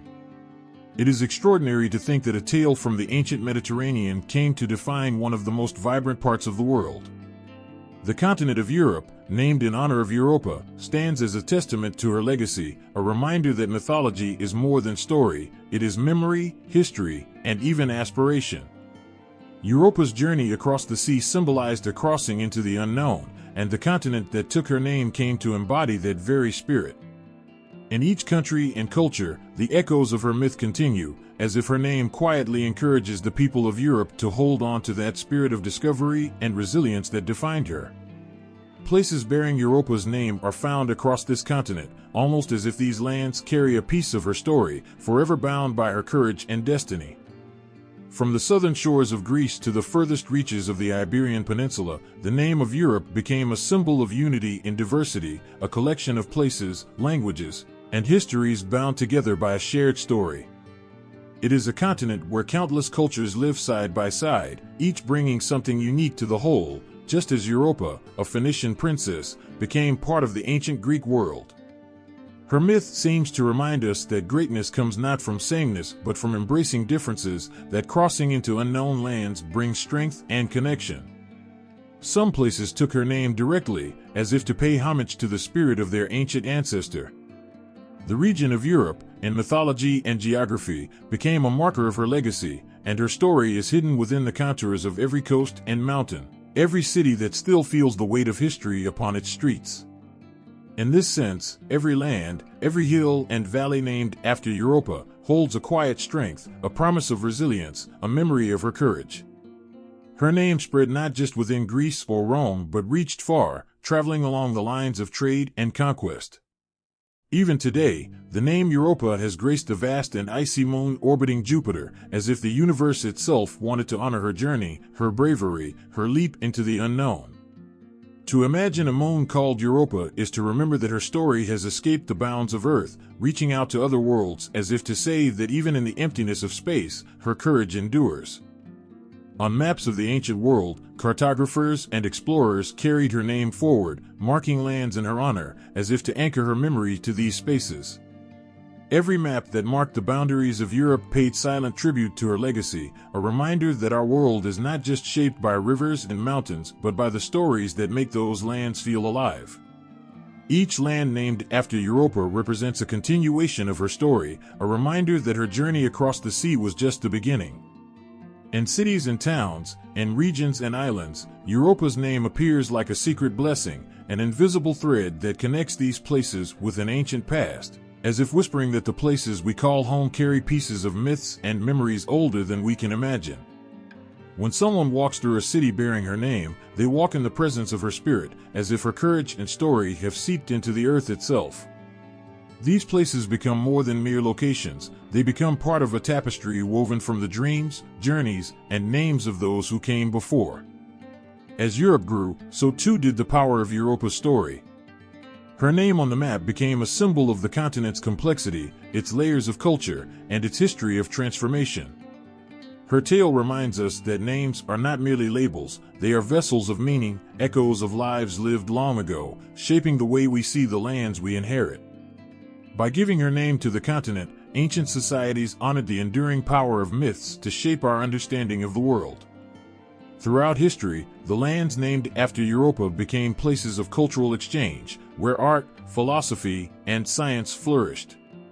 Her name became associated with enlightenment, exploration, and creativity, as if each generation that lived on these lands were touched by her story, carrying forth her spirit into new ages. The continent of Europe became a place where ideas flowed freely, where innovation was embraced, as if to echo her journey into new territory, her crossing into the unknown. Europa's name, whispered across seas and mountains, is a reminder that myths are not confined to the past, they travel with us, shaping our sense of identity and belonging.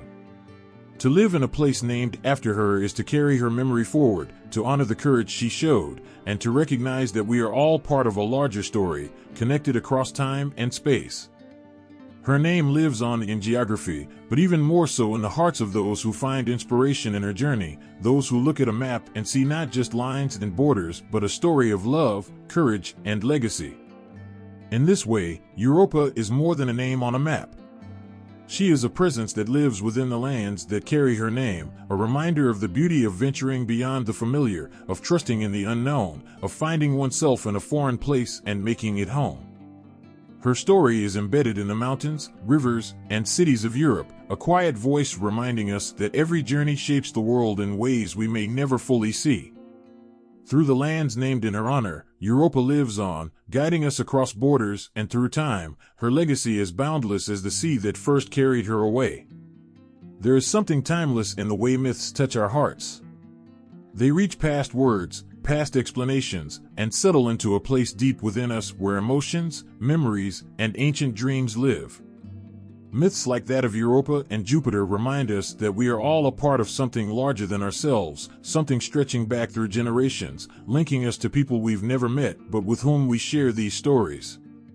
They are more than tales, they are the heartbeat of human experience, telling us who we are, who we've been, and who we might yet become.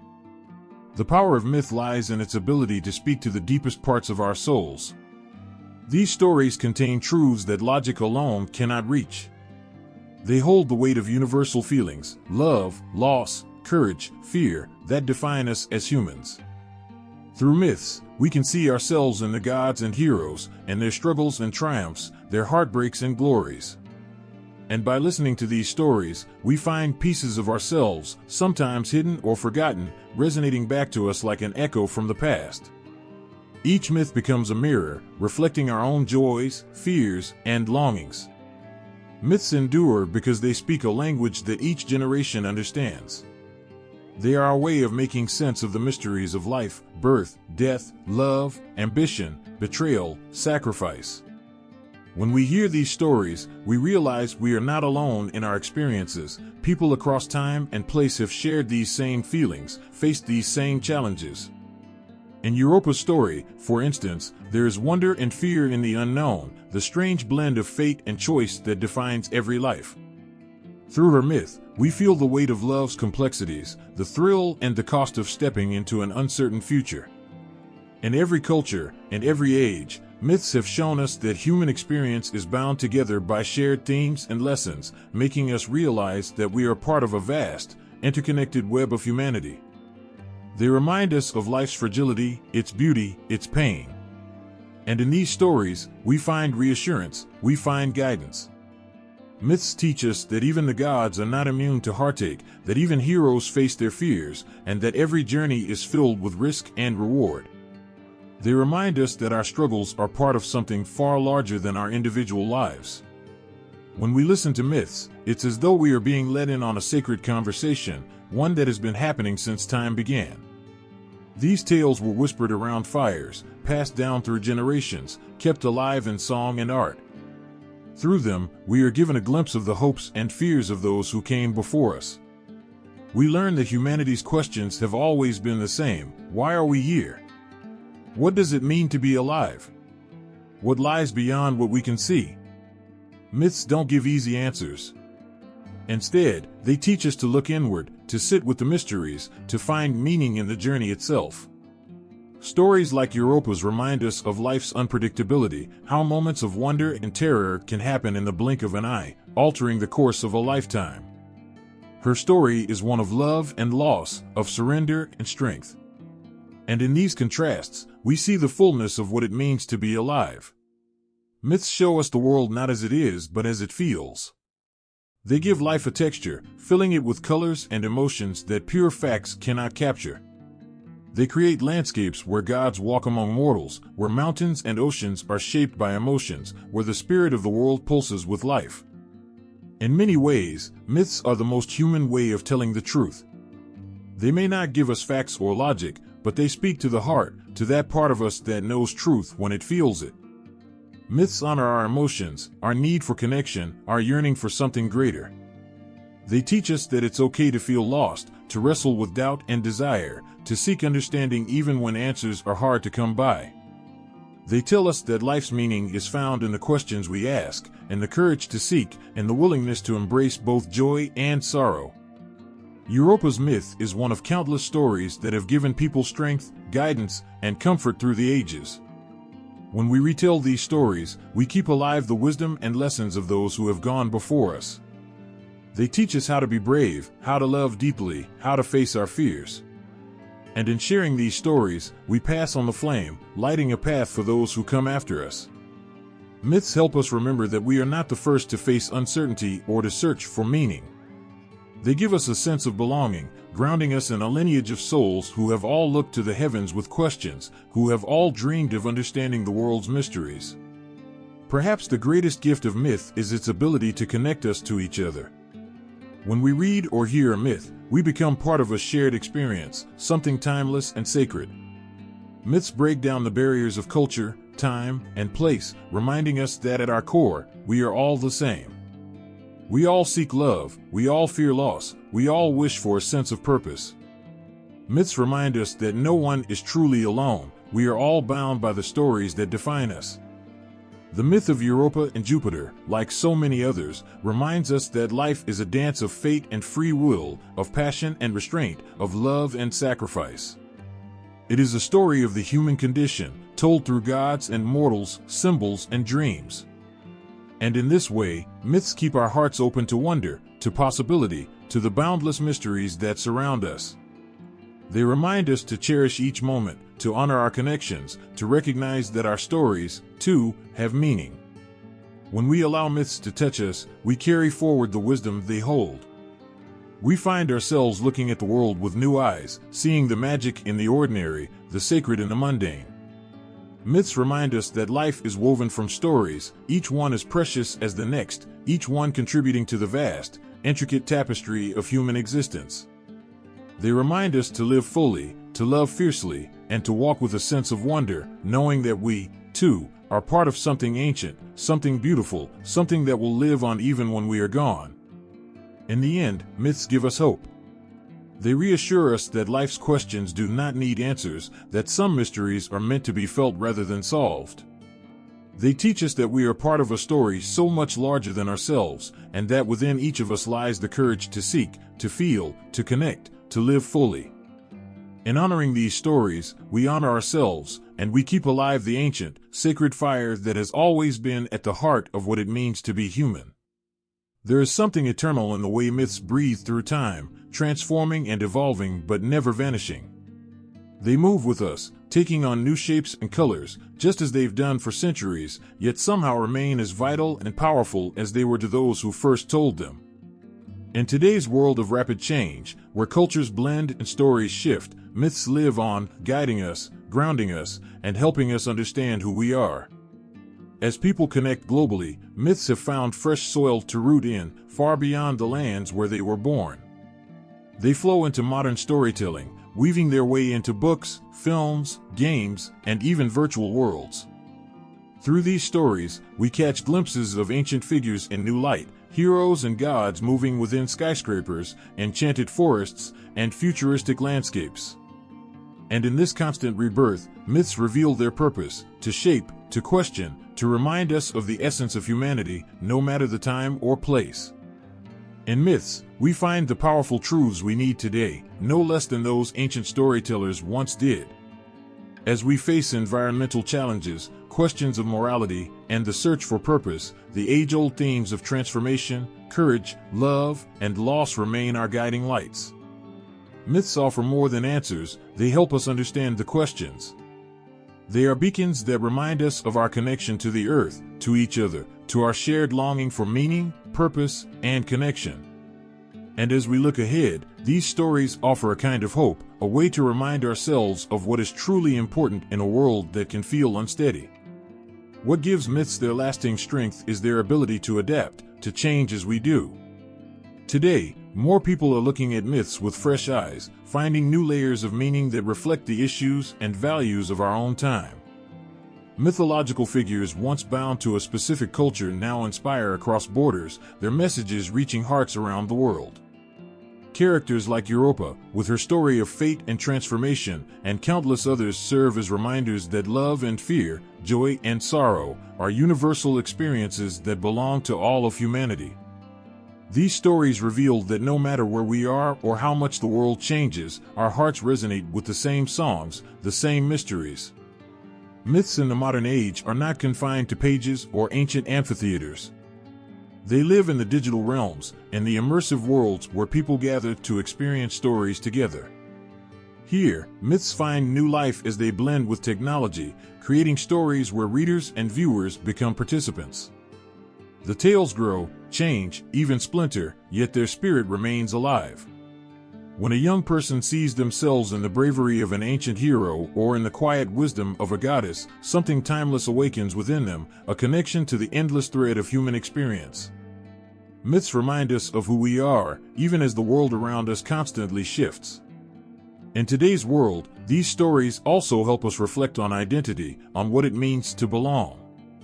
They help people understand their place in the world, drawing strength from their heritage while embracing the global community. As cultures meet and merge, myths teach us respect for our differences and celebrate our shared humanity.